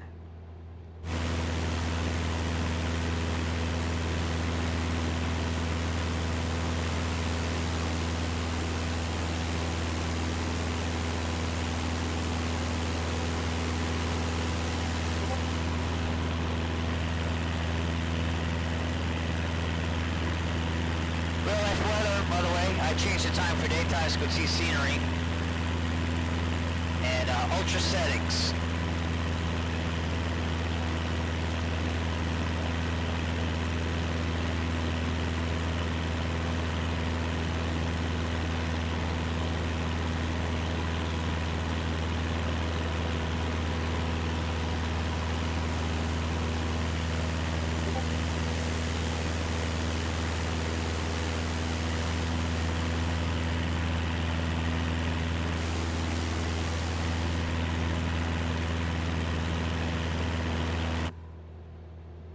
No creepy dude. Alright, I didn't do that bug again. And I will call that a bug, because that was just weird. Alright. Keep it flying here. What time is it? It's 11:20 Eastern Daylight Time here. So I don't know if I'll do a second flight or not. I mean, I'd like to, but I already flew like 5 hours today without streaming, so we'll have to see once I get to Corpus Christi. And again, this is part of the planning of my Around the USA flights. First time using 2020 while streaming. I tweaked it for a while. Sorry about my Casper the Ghost thing. I'm using a VCam. I was testing that out. That's why I have the watermarks there. And it works sometimes. It doesn't work other times. So it also uses the NVIDIA graphics card to help it process. So maybe that's what it is. I don't know. Because right now the 2080 RTX is pumping its way through this to give me 30 frames per second. So, and I'm okay with 30 frames per second. I really am. You know, that's what I had prepared version 5 locked to when I streamed before. So I don't need maximum frames. I need good-looking visuals with not a lot of stuttering. And it does stutter once in a while when it's loading scenery. That's what I seem to be seeing. But once it's cached and in the computer, it's all good. Again, the menu system is all up here. There's no real menu bar anymore with the Alt command. Checklist is pretty good. Oh, excuse me, for this plane. Has everything you need. I still use a real world checklist. I got one for the SP. And go there. Camera, you have different cameras you can pick. I'm not going to go there right now. Air traffic control is kind of weak still. Don't really think it's great. It'll do. AI control, that means like aircraft and stuff. Oh wait, no, I'm sorry. So you can have a checklist assisting. You can have someone else manage the radio. And you can also hand off the aircraft to them too. So, never really wanted to delve into that. I like flying, so, you know, but it's there. I will say in the 152 training that I just tried out, that you can hand the plane back and forth to the virtual trainer, which was interesting. Fuel, you can load up on fuel, even in midair. But I couldn't find that for the longest time. I was like, where do you fuel the plane? Because the default is that it only fills up the tanks halfway. That's probably for like thinking about weights and balances if you are at max weight and you can't carry full fuel, but you know, it's not like the old simulators. Nav Log. Again, it's going to have all this stuff that you program in from your flights. It has a stopwatch actually too. I just don't want to use it because in the real world I won't have like a screen on top of my screen for a stopwatch, so I use what I have. Ooh, excuse me. No objectives. Travel to, that's like direct to, I guess. This is your movable map, so for lack of a better term, if you don't have a GPS in the plane, you'll have a movable map with everything that you need on it. And, no, that's cool. It was good to find my house that way. And again, we're trying to get back on track for the original flight plan, which is to go to Pierce Field, which should be right in front of us somewhat, so we will look for it. It's a little private airport that has 2 runways. And it's not even on here on the movable map, unless that's it right there. Yeah, it is. 72 Tango Alpha. So that's not on my sectional, it just says Pierce Private. But so you see it has a lot of things, and it's easy to find. You can change the weather on the fly, and you can also make custom toolbars, I guess. Alright, what do I got for time here? I got 30, almost 37. I said 36, which makes sense because I went a little off, but you can just adjust the other times with this, and that's how you do it in the real world in case you're a little off. You don't want to be a lot off. If you're a lot off, you know you did something wrong, like you're off course or you took a left when you should have taken a right. But, yeah, let's look out for Pierce Field, shall we?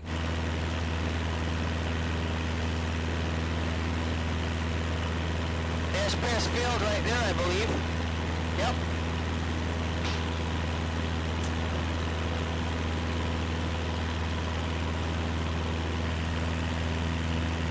So we're going to overfly Pierce to the north over here, and then we're back on track where we were originally before the crash to desktop. But,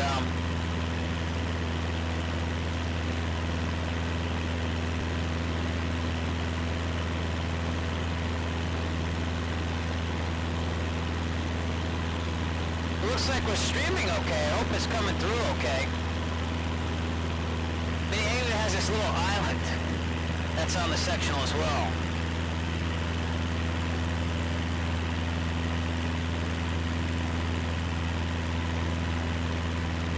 Again, Gulf of Mexico out there. Pierce Field Airport, private airport right here.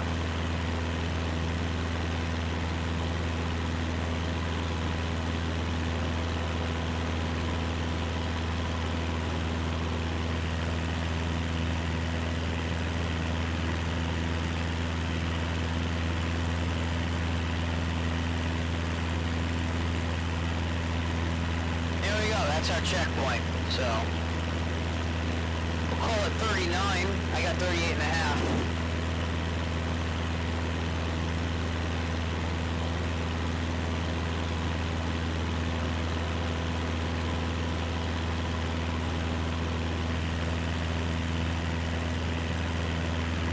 Alright, now we turn on course, go back to the cockpit, and again, sorry if I'm repeating myself here, but if you weren't here earlier, the reason why it sounds more quiet in the cockpit is they have an option to make it sound like you have headphones on. So it blocks out the ambient noise. And it does a pretty killer job. I mean, I'm wearing my actual aviation headset right here, the Bose A20s, and it kind of sounds like the real world. They did a very nice job of emulating that. If you want the traditional all out through your headphones sound, you can have that too. It's just I decided to do the headphones because I'm wearing headphones because everyone's asleep in my house except for me. So that's the private Pierce Field right there. They have some ground scenery there as well, some planes added on. And how's the altimeter's doing okay. Seeing that we're here, we should now be on our magnetic heading at 237. I should probably get an altimeter setting if I can around the area. So let's see what I can get. Calhoun County 118.275. This is what you do in the real world if you don't have approach with you or anything. Look how fast it's going to talk though with ATC. Victor automated weather observation 1800 Zulu. Wind 196 and ONE2. Visibility 10. Sky condition. Few clouds at 1,100 feet. Few clouds at 4,200 feet. Few clouds at 12,400 feet. Temperature 30 C dew point. 10 C altimeter 2990. There you go. And they made it a lot easier to see this than prepared. But they talk a mile a minute, and like, no, I'm used to some fast talking air traffic controllers, but that is just like, sometimes. So another thing that they would, if they have a slowdown option, which I haven't checked for, I don't think they do. It'd be nice if they did. All right, our next checkpoint coming up should be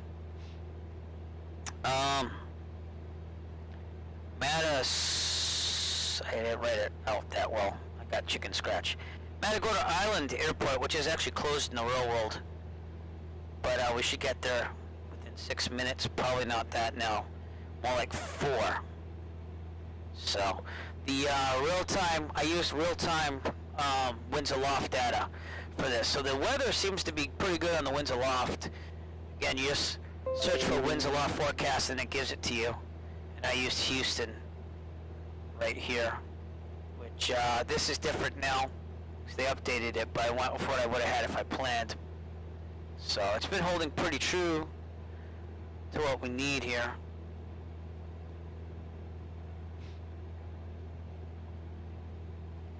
Set DG should be about 2.4, which it is. That's the directional gyro, if you're wondering what DG means. And you set it with the compass about every 15 minutes or so. Sometimes you forget and then you set it really fast, but you don't want to get that too far off, or else you'll have problems with deviations in your en route flight. Again, we got everything on. The circuit breakers look really good. The graphics are really, really good. Circuit breaks for the GPS and everything. And everything looks good. This amp, like, it's kind of in the middle, so I don't know if that's normal. I thought it'd be charging slightly, like even just a hairline charge, but you know, it is what it is. Matagorda Island Airport is over there like it should be. So let's take a look outside for that too, shall we?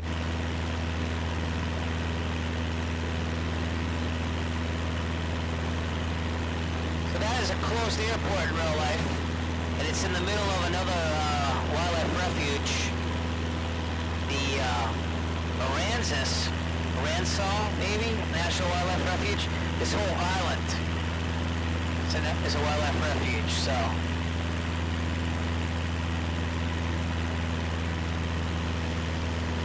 But it's nice to see the airports as they truly should be. Again, just the AI with the taxi lights and stuff at airports, ground crew excessive.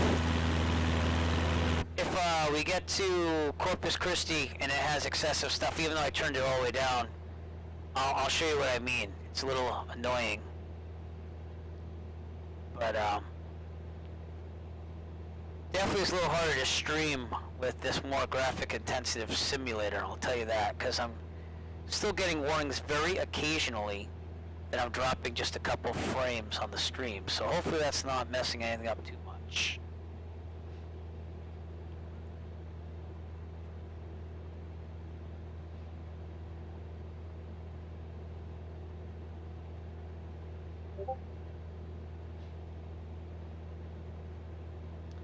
Alright, again, Matagorda Island would be our checkpoint. That's what it would look like in the real world. I mean, it looks pretty comparable from my private pilot experience, at least, that this looks really good for visuals.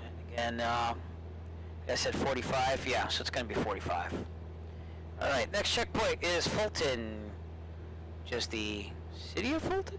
Maybe the town of Fulton? Where is that? Oh, that's right, it's, no. Come on now, you planned this out, you could find it. Well, I said Kilo Romeo Kilo Papa, right? I did that because I wasn't going to find Fulton, see? So we're going to have Aransas County Airport as our next checkpoint. And maybe I read that wrong. Has a visual checkpoint on the sectional called Roke, R-O-C-K-E. So either way, there's definitely enough to see there for my checkpoint. So, interesting. We're skirting the border here, by the way, of the ADDONS, and now I'm going off track because, again, I'm looking at my GPS more than the flying. Don't ever do that in the real world. But we're over San Antonio, Espiritu Santo Bay, which then leads into San Antonio Bay over here. And everything is clearly seen like real life. I mean, it looks really good. Even like the atmospheric type thing with a slight haze to it. Clouds look really good. So, I mean, can't really complain with these graphics. Just the AI, again, with certain little things. That's all I've seen so far. The crash to desktop that we had earlier with me just plugging in a USB device while running the simulator, that was kind of silly. And then also that glitch that we had about half an hour ago, where I looked outside for a long time, that came back in, and then it showed like the insides of this cockpit with the people models and the panel not really loading. So what I think happened there is it didn't load this actual panel, and it just loaded the inside of the model without the panel model, if that makes sense. So that was a glitch, but then I just paused the simulator, unpaused it, and then went back to this, so. We are also in an alert area, so in the real world we'd have to be watching out for jet traffic, and I would have contacted the proper controlling agency to see if it was hot or anything like that. But if you must know where we are, I'll show you on Simluator where we are in this whole flight thing. Again, fly live I had to take down because it really wasn't working that well because I messed up on the crash desktop.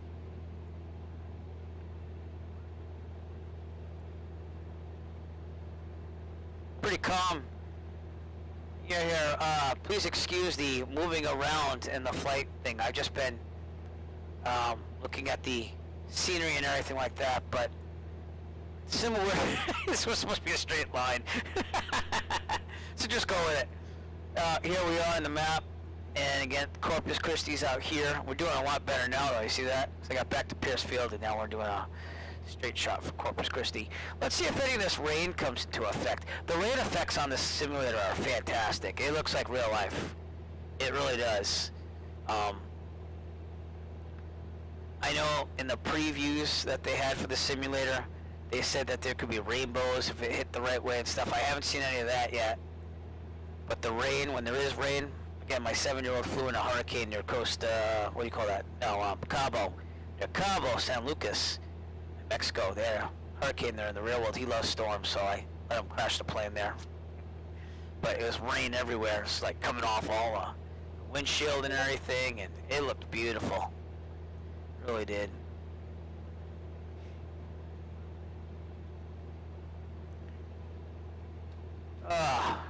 The models are pretty good. I know I poo-poo in the flight dynamics a little bit, but it's pretty good. I mean, a 172 is pretty stable, so.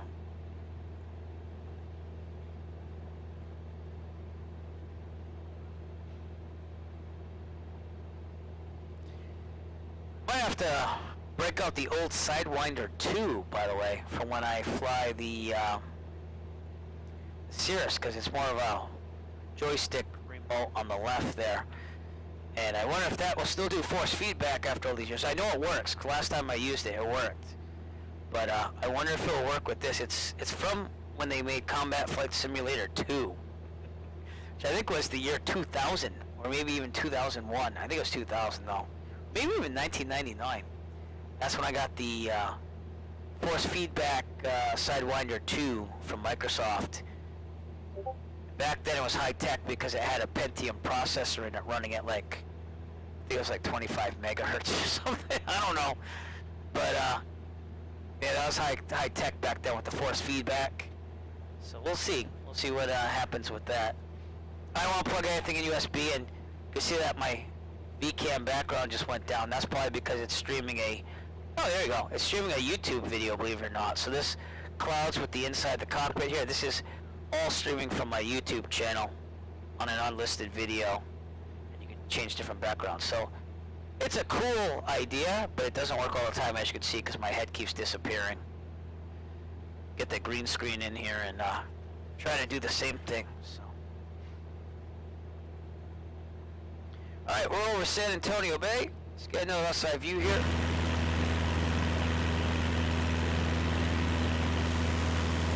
Look at that water, look at that. Wow, huh? Sun effect right off the water.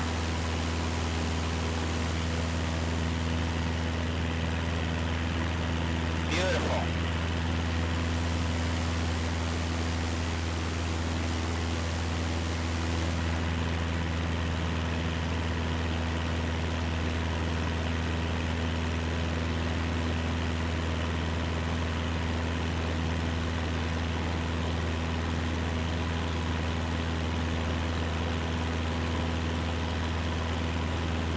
Beautiful views.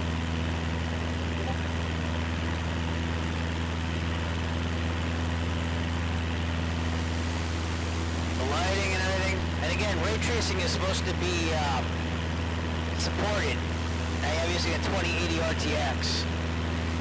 So, shadow of the plane down there. Shadows are on max, by the way, for terrain and objects. But wow, huh?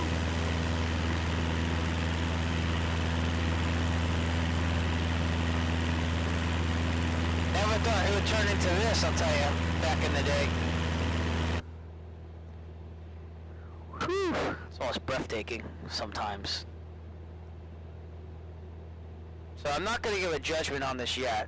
It's got its really good pros, and it's got some disappointing cons here and there. They're not that bad, but overall the experience has been pretty good overall. I do have to give it to them. That it delivers, and I hope they just update it. You know, I mean, we're not back in the day of having box simulators anymore, so they can update it and just send the updates as they fix things, hopefully.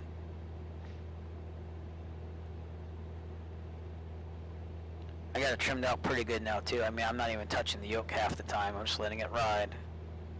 So, all right, we should be at our next checkpoint in 11 minutes or so. So, we're getting closer. And Corpus Christi is definitely coming up around there, so. Might as well throw the Virtual USA Flying Club pitch out there. If you don't belong to it, we got, if you're watching on Twitch, we have a panel down below. We do general aviation events on VATSIM. It's a very good club. Met a lot of great people through it. And a lot of us are basically just trying out Microsoft Flight Simulator 2020 for the first time all day. Some of us are flying online multiplayer. I added a bunch of us in my friends group, so I hope to do that sometime and see what happens. So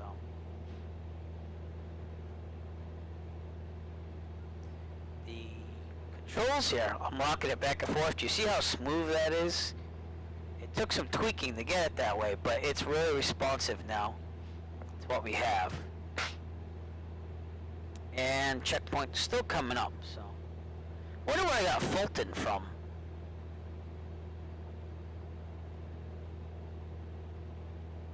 Weird that I wrote down Fulton. I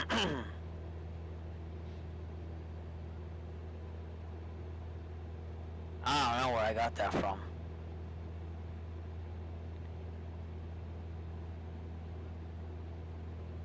Weird.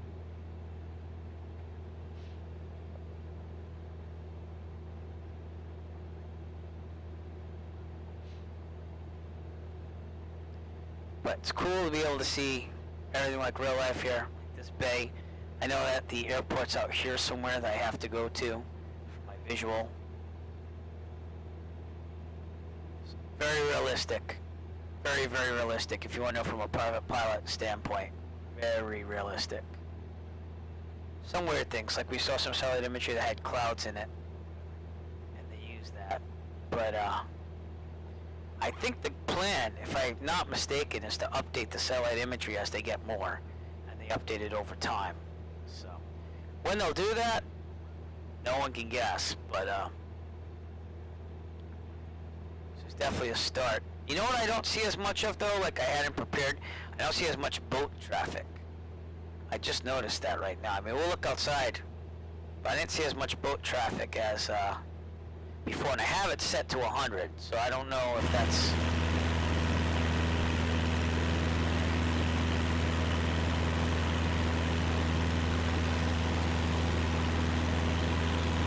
Yeah, you don't really see boat traffic.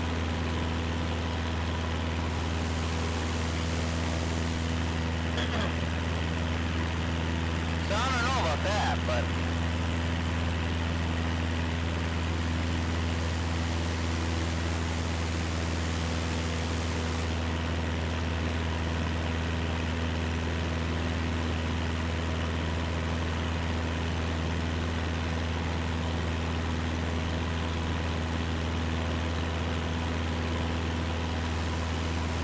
no boats.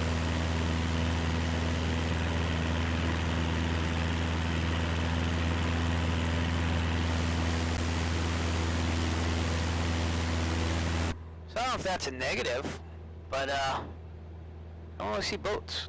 You think you would see boats with all this water here? I do not know. Maybe they didn't focus on it as much to be worldwide. They probably just put some ports and some ships. Maybe. I don't know.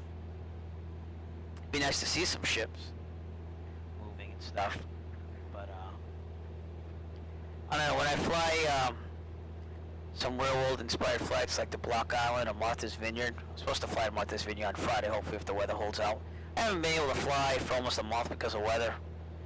So, and I sacrificed a flight to donate to charity.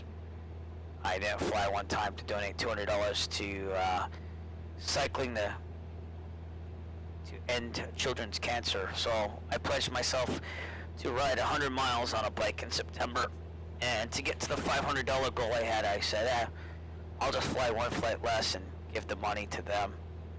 But I got a pretty good, cool bike jersey out of it. But, you know, it's a worthwhile endeavor, and it gives me a reason to get out there and exercise, so. Alright, if you're jumped in the stream midway, or you came back, again, I don't mean to be redundant, but just to let you know what we're doing here. We're continuing my Around the USA flights that I planned way back in June. And we're currently on the Texas leg, if you will, from Galveston to Corpus Christi, and it's our first usage of Microsoft Flight Simulator 2020 in a cross-country type flight, and also streaming for the first time with it. Because I took my time and I wanted to tweak it out a little bit before I streamed it. We did have some difficulties already tonight. We had to crash the desktop when I plugged in my Garmin watch to charge it in the USB of the computer. It does not like having peripherals doing that. I am on that sim. Yes, I am. But I don't know if I have the right multiplayer setting. And there's no one around me, so I can't even really test it. But I am on that sim. But I'm the only one down here. So I don't know. If you want to get on really fast, let me know. We could test it out at Corpus Christi. That's Kilo, Charlie, Romeo, Papa. So coming up on a check ride, and again, we're going to continue doing these flights around the country. Hopefully get done in the fall sometime. I'm thinking maybe October, November, depending on the scheduling. I am a real-world teacher, so I go back to teach in the Northeast here in September. Yeah, we could try it out, because I have no clue what it's like on VATSIM. I'm on vPilot right now. They had another update, but they said they're still having that problem with Sim Connect and frames dropping. I mean, I was doing 40 without the streaming and stuff, so I don't know if that's because of vPilot or if it's because of the streaming. But I left the frames per second counter here from Fraps on the overlay just to show people. See, that's kind of new. But have a good night, and hopefully I'll see you. I'll see if I can fly tomorrow. I'll try to put it up on the come fly with me on our Discord. And if you're wondering, that is a fellow member of the Virtual USA Flying Club, and we do flights by ourselves as well. So yeah, I mean, my GPS plug-in from my Avera app, that works no problem with Sim Connect. So it's nice to see that. And also I use SPAD for the Cytec Logitech panels. That took a little configuring, but it works fine now. So I was a little worried about that, but it seems to work. But the SPAD creator, I paid for that. It's better than the Logitech or even the old Cytec things to be compatible. But the SPAD.next creator updated it for FlightSim 2020. And the good news is he didn't charge extra for it, at least not now. So it seems to be working okay. However, I do like using the knobs in the actual cockpit. Yet everything works like it should, you know, when you remember to turn it to nav and then dial in the URs and stuff, but it's all good. Autopilot works. I'm not using autopilot though. I want to fly by hand, so. And any any questions, any comments, respectful comments to your experience, please chat with us. Let us know. It's not all about me. All right, I will see you hopefully tomorrow. We'll see if we can do a flight together. I know all the youngins in our club are like getting on the actual Microsoft multiplayer and doing like bush flying, so I wasn't able to partake, so.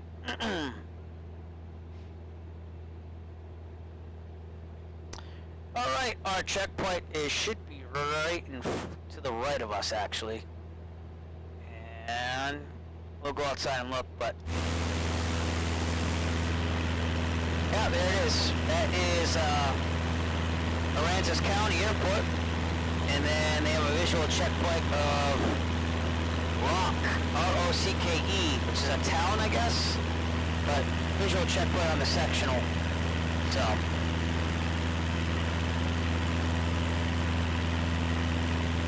looking pretty good. Real life there.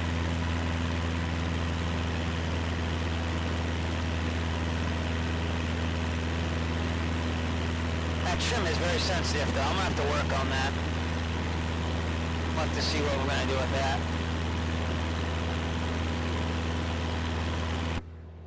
Alright, I got an hour 3 on my watch.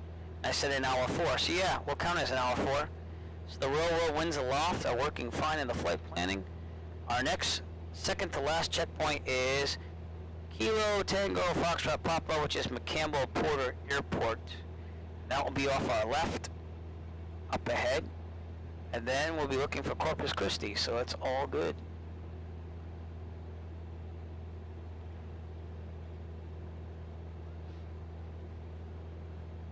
Even my brother, though, I got him this for his birthday, and he installed it today. I think he's got a 10. God, it's an older GPU, and he said it wasn't that bad. He's got it on high settings, and he did some ultra settings as well. So they really maximized the potential of the graphics in this. And I know Prepared 5 worked better than like even 4.5 because they did DirectX 12, so that might have something to do with it. But yeah, there were supposed to be some storms around here. I don't really see any storms. Do you? I thought I put real live weather, so I don't know.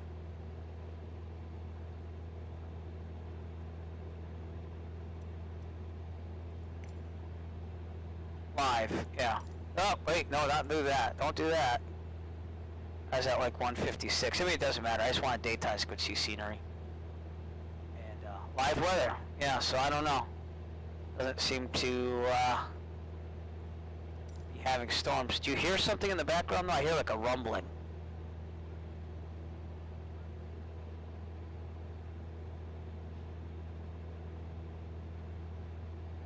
Yep, must be loading scenery because it just stopped. Unless there's a crash at desktop, which I hope not. Because I didn't do anything. Unless the live weather messed it up. Which would suck. Oh no. That was loading scenery. It didn't ever do that before. It didn't like just really stop. So I guess if you mess with the daytime settings and stuff, which makes sense in a little bit. If you go on later, it would download the night scenery and then go back to day. Those are the only stutters I really see in this. Gotta be honest with you.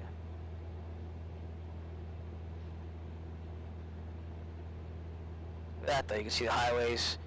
I have traffic up at 100, so let's see if we can see some cars down there. Oops, sorry. Maybe not at this altitude. I don't know.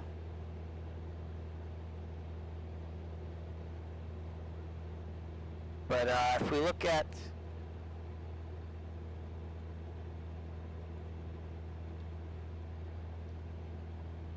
Simluator,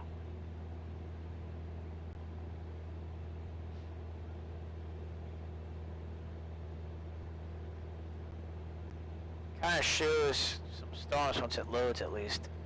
But let's look at the satellite imagery, you know, just to compare. So you got this port over here at the airport, looked pretty good from before. Yeah. We're following this highway right here. Spot on for scenery. And I do hear rumbling in the background in my headphones at least. I don't know if you hear that, but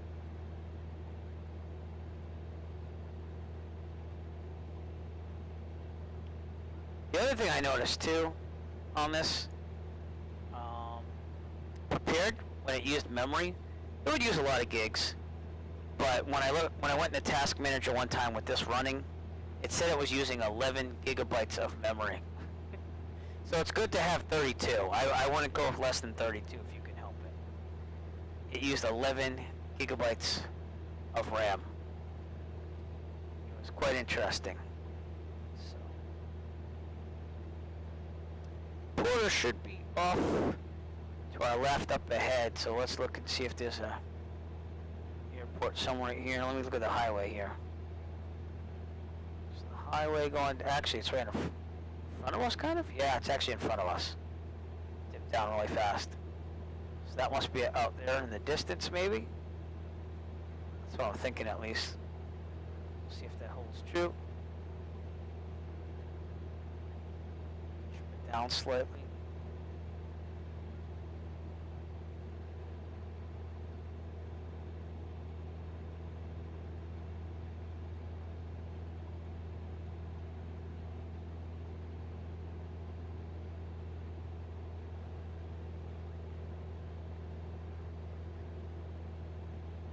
But we are on VATSIM, and it's been quiet here tonight, so I can't tell you much about VATSIM in this. It's supposed to be supported, no problem.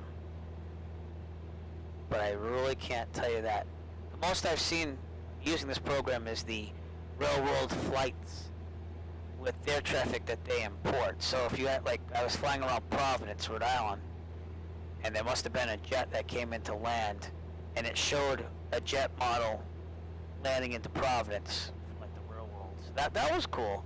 It's cool to see that. And then they have regular AI traffic like before with the older simulators. But I just leave it on live traffic. We got an hour 9 almost. I said it would be there in an hour 10, so about 1 minute away. Yeah, I can see that. Good planning. You know, when everything works out right. We're still getting our bearings on here with all this stuff. Oh. See if we can see any traffic. You can see pictures from the satellite imagery with traffic, but you don't see any AI traffic, shall we call it. So.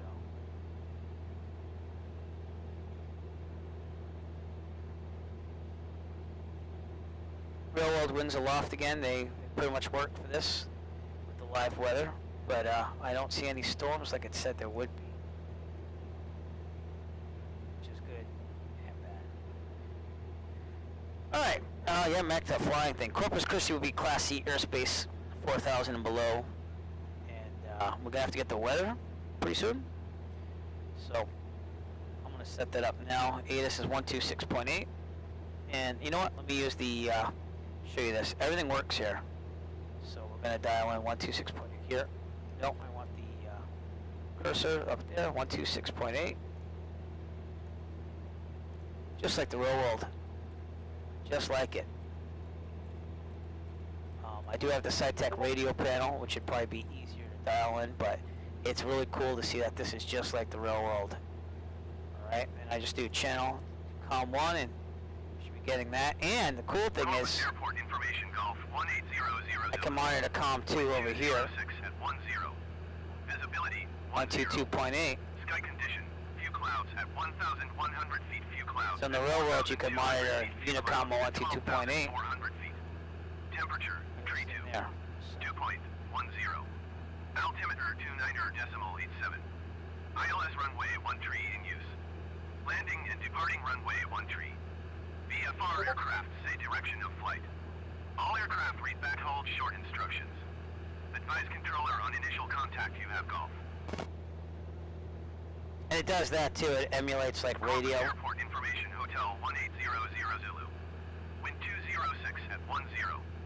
Visibility 10.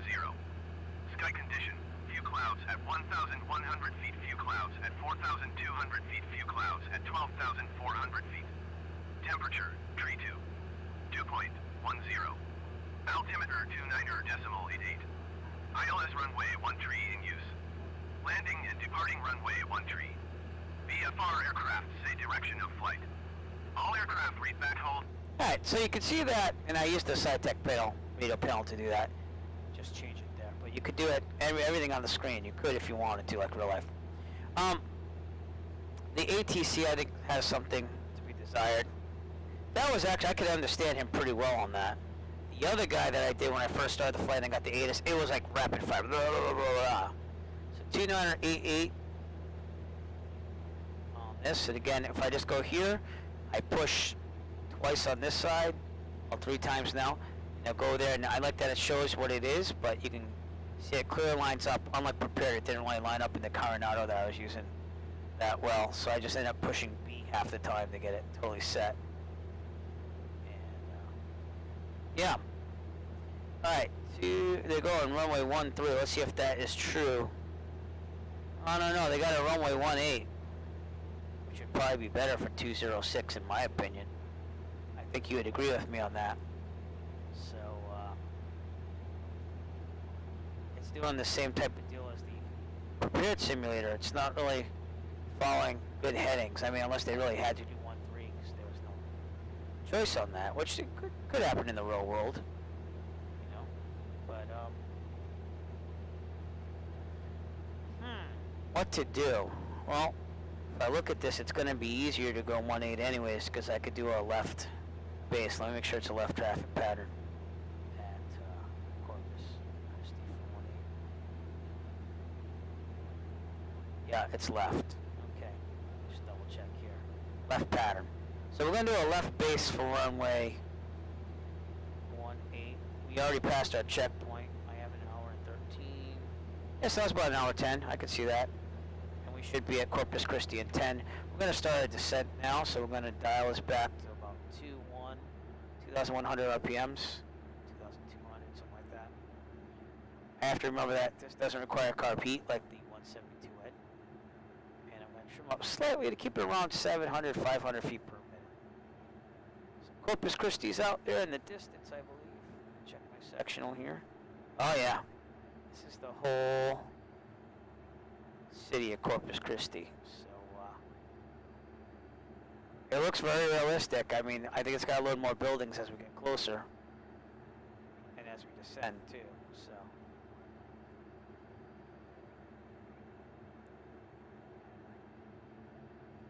Did you hear that? I hear like a slight radio thing in the background.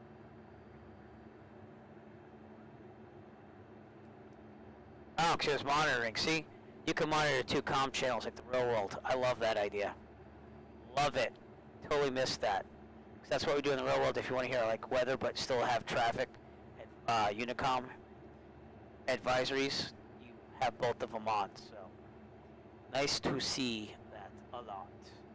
Alright, and we would be going to Class Charlie, but again, no air traffic control is on right now for that sim. So we're going to treat it like it's uncontrolled, and we'll call out things on the Unicom, which is 122.8 for VAT sim anywhere in the United States. Give you a view outside of Corpus Christi.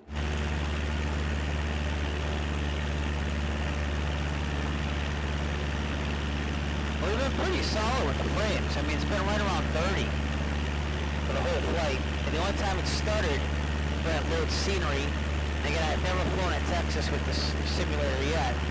So it has to download everything as we're going. And I have pretty fast internet. It's just that sometimes it slows down while it's either loading it or if it's downloading it or something. So, good times.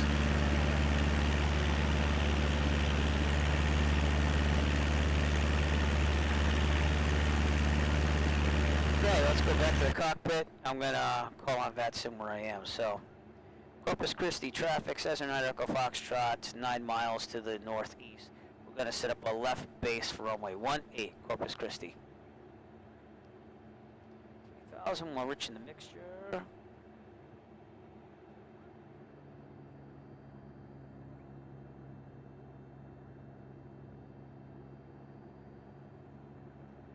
2,100-ish. Pattern altitude here is 1,050. So we're still a little high, but we got some places to go. There are a couple of windmills below us. Let's see if that's really there too. On the sectional, at least, it says north of the city. Get my bearings here, actually. So out, oh, sorry. Out here, there should be some windmills.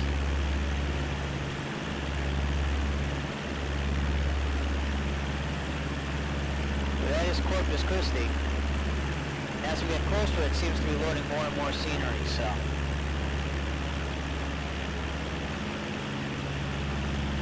Yeah, I have a cache set to 100 gigabytes on my SSD drive. They do let you do different things. Oh, there's an air traffic here. Yeah, can't talk anymore. Barrier over there. The bridge leaves a little to be desired. See if they have to do some alpha work there or something. But it's a bridge. Can't complain there. No.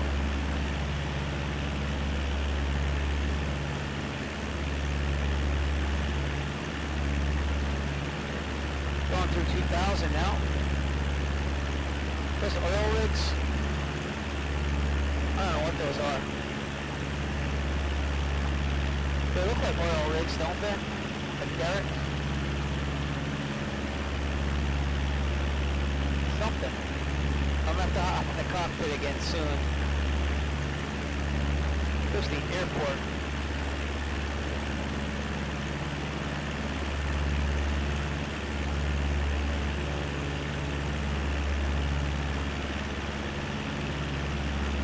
Seems to be still loading stuff, so we'll have to see. Alright, I gotta go back in the cockpit to get ready to land here, so.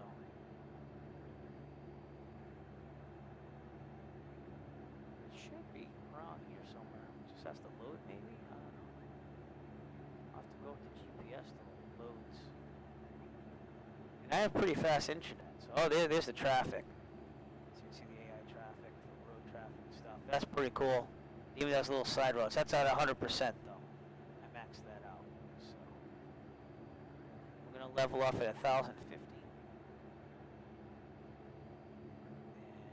the airport should be over there somewhere.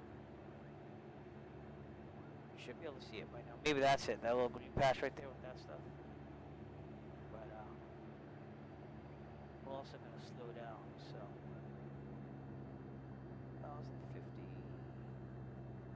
Angle in a little bit more.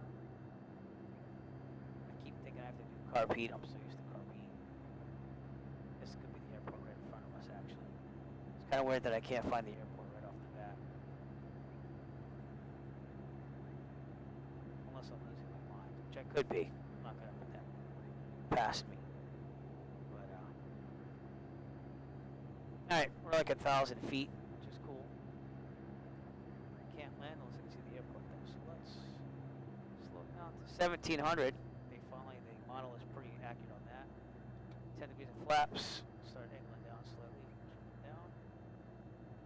But it'd be really nice to know, hey, this is the airport. 18 should be like right off my left, almost here.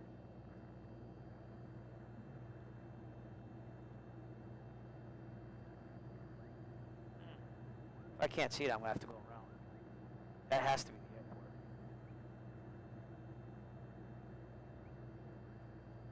20 degrees. Probably should wait till the flap extension speed. Is that it? I think that's it. I will go around if that's not it. How's that?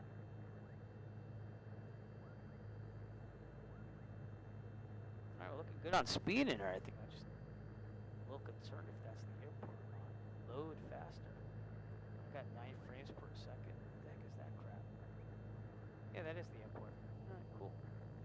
That is 1A.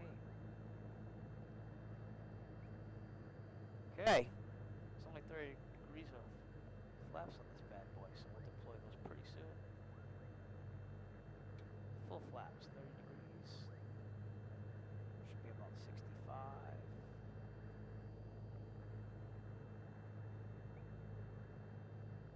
Oh, it's a little hard to spot that airport. Oh my.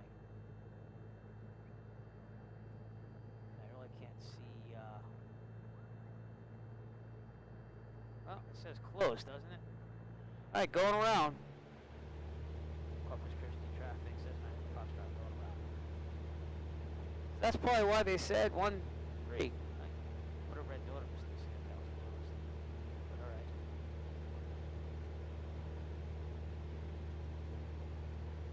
We're okay. Bring it back. A little bit of time. I'm grabbing for carb heat again. So use the carbureted engines here. Alright, we're good. Climbing to 74. Alright, well, you got to see a go around. So I guess we'll go straight out. We'll take a right and we'll set up left downwind. Runway 18. However, it doesn't say anything. At least in the chart, something that 13 is closed. But I saw X's, so I'm not going to land there. Sorry, as I don't live in Corpus Christi.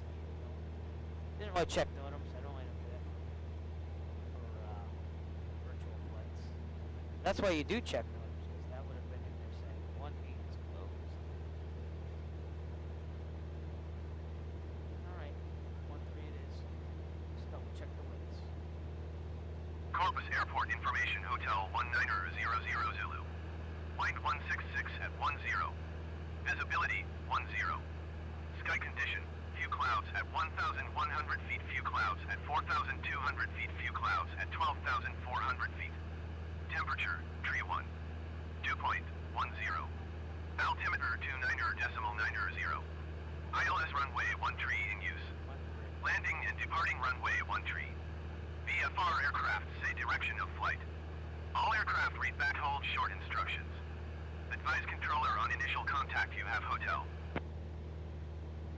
So that changed a little bit. Still 13 though. Corpus Airport Information Hotel 1900 Zulu.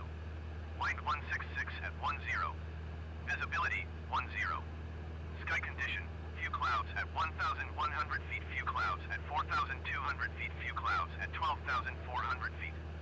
Temperature, tree 1. Dew point, 10. Altimeter 29.89. ILS runway 1 tree in use. Landing and departing runway 1 tree. Alright. VFR aircraft say direction of flight. So here's what we'll do. We're going to take a turn to the right. Just going to get out of the airport area. Also going to send out 1,050 for that. Not just fun in life. So to the left, right. There on the right. So I can see this. Right. Swing out. Very quick teardrop if I can. If not, I will do a quick teardrop. It was closed runway. 180. So that's why I had to go around. So used to having carb heat though. I was like, where's carb heat? Oh yeah, that's right. This is the Cessna 172 SP model that's found in the Premier Deluxe version. Flies pretty good. I'm not going to pass judgment on this yet. I want to experience it a lot. And I fell in love with the SR-22 last night. Just means I need a lot better. There's a private airport underneath us. Right there. Yeah, we're doing a teardrop right back to the airport. Right down. Which they would have maybe done if it was actually controlled. This is Class C airspace. Shut it down just a little bit. Throttle a little bit. So now I can clearly see the airport now that it's loaded the scenery. So this is good. 13 is right over here, so we're landing on this one right here. Should be good now. Right down. Corpus Christi traffic says 9 Foxtrot 2 miles out, 45 right down. 13 Corpus Christi. Again, I'm treating it like it's non-controlled.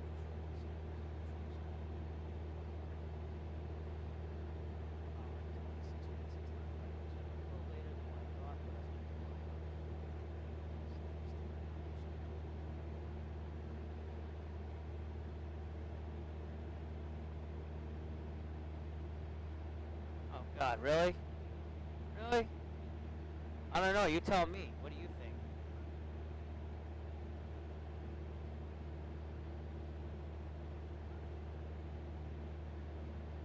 Good one. Good one.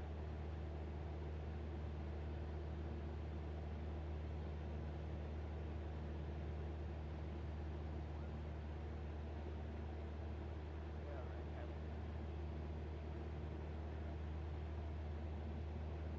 That's not bad.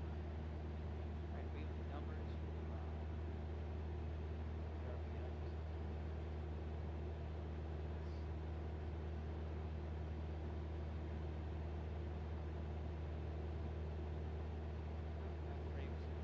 Frames are going out. Alright, here we go. Back 1700. Forever enshrined in the chat. Just want to let you know. 10 degrees. Angle down.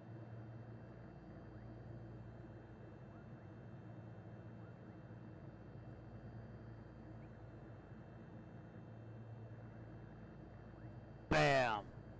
I just didn't have time to man up until I can take care of the plane, so we're good. Alright, moving on. Got turn right base.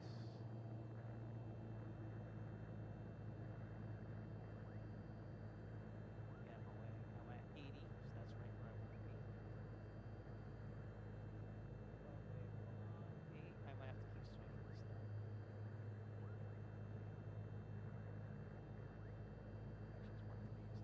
Actually, it's 1-3, isn't it?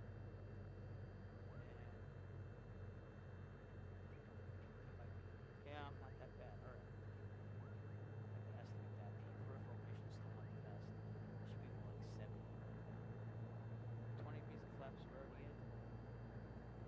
So from 1-2-2-1-2-ish. So they're from that direction. So we're pretty good. Be looking for that. I don't really have a lot of problems with it. Go around the glide scope. So. All right, 30 degrees of flaps. Here we go.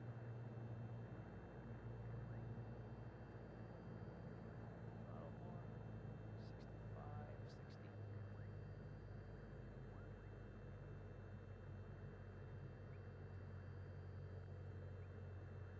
Next time we're going to say 1-3, just go with it.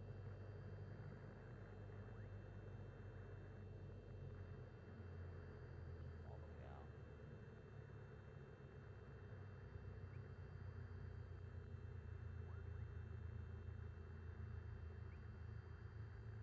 Alright, maybe a little offset. We're good. Alright. Flaps up. I went to go carb heat again. That isn't going to work out. Usually I don't brake. Usually I just do aerodynamic braking.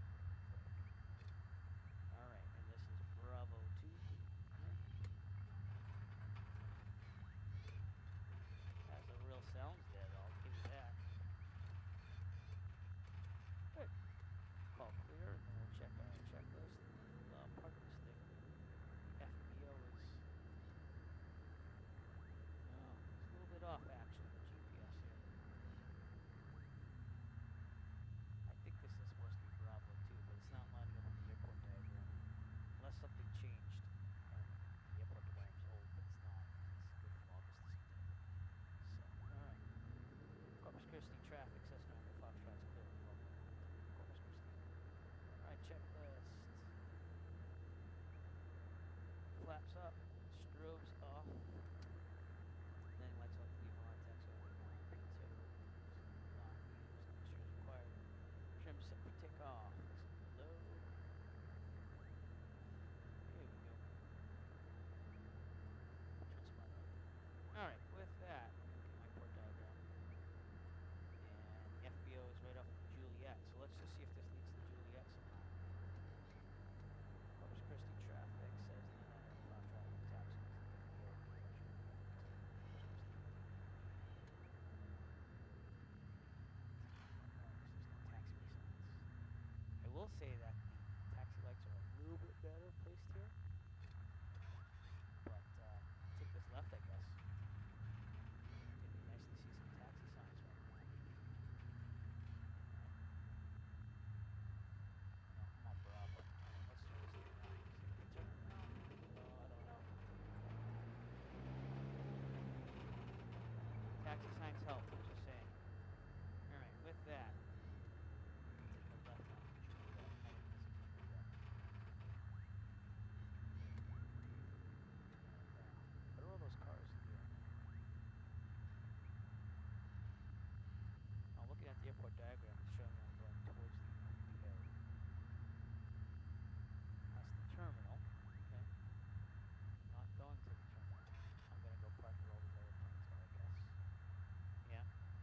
Alright, so it doesn't line up with the airport diagram entirely on the GPS.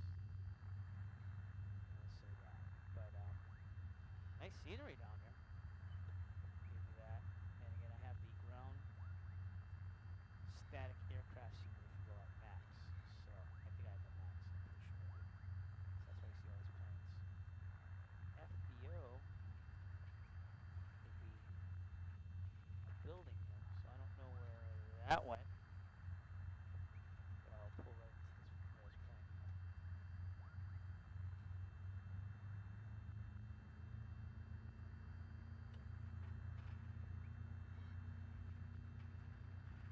You know what? I'll try to call the fuel truck. I still haven't been able to do that.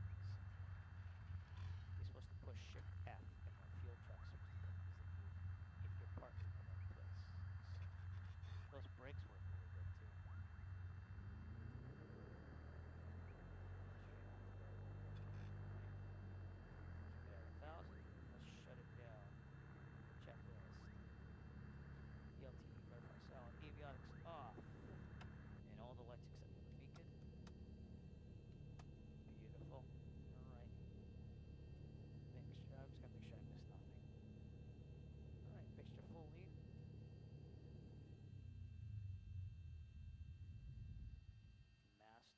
Mags off, master off, lights off, left or right so it doesn't cross feed. I'm just going to leave it on both. That's usually what we do with the flight school anyways. We don't really bother with that. Lights off, hops, tactile control lock, chocks. I will set the parking brake even though I never do that in real life. We just use chocks or tie-downs. Again, because it's hydraulic and it could cause problems if you have a leak in your line. But all right, well, hey, listen, I hope you got a taste for 2020. I even showed you some problems that we had. We had to crash the desktop, all because I plugged my Garmin watch in to charge it into the USB port on my computer. It doesn't like you plugging in USB devices while you're flying the simulator, so don't do that. And then we had that little bug there where I was looking outside for a long time. That's kind of cool, too. It has environment sounds. There should have been an FBO built there, so I don't know where that went. Maybe they just didn't want it. I gotta be honest with you. The terminal's there.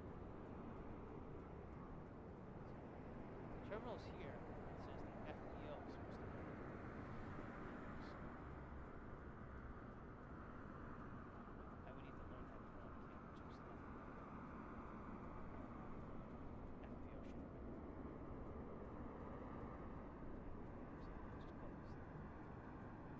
But hopefully you got to see a little bit of 2020 again. I have the ideal specs. I have an RTX 2080. It's the silver though, and it handles things pretty well. I did drop some frames. You can see the frame count here. I left it on there for you. I lost some frames while streaming. I usually get about 40, and it also stutters a little bit when it's downloading new scenery. But then after that's fine. I think we also saw a little problem when it was downloading the airport scenery. I couldn't find it right away, but I did eventually find it. If you fly in the same area, I mean, it should be caching. So, I thank you very much for tuning in tonight. Please push follow below if you're watching on Twitch. You can also subscribe and like me on YouTube with ErgFlight. We have real world videos there. I post them as I fly. Hopefully I'm flying again this Friday. I'm planning a trip to Martha's Vineyard. I'm going to take the e-bike, put it in the back of the 172, go bike around the island, back on the airplane, fly back to Plymouth. So I hope to have video of that. It's short, nice little quick flights with a purpose. And I'll keep streaming for you too. Just keep using 2020 and do that. So without further ado, thank you very much. Remember to subscribe, like, follow, do all that stuff.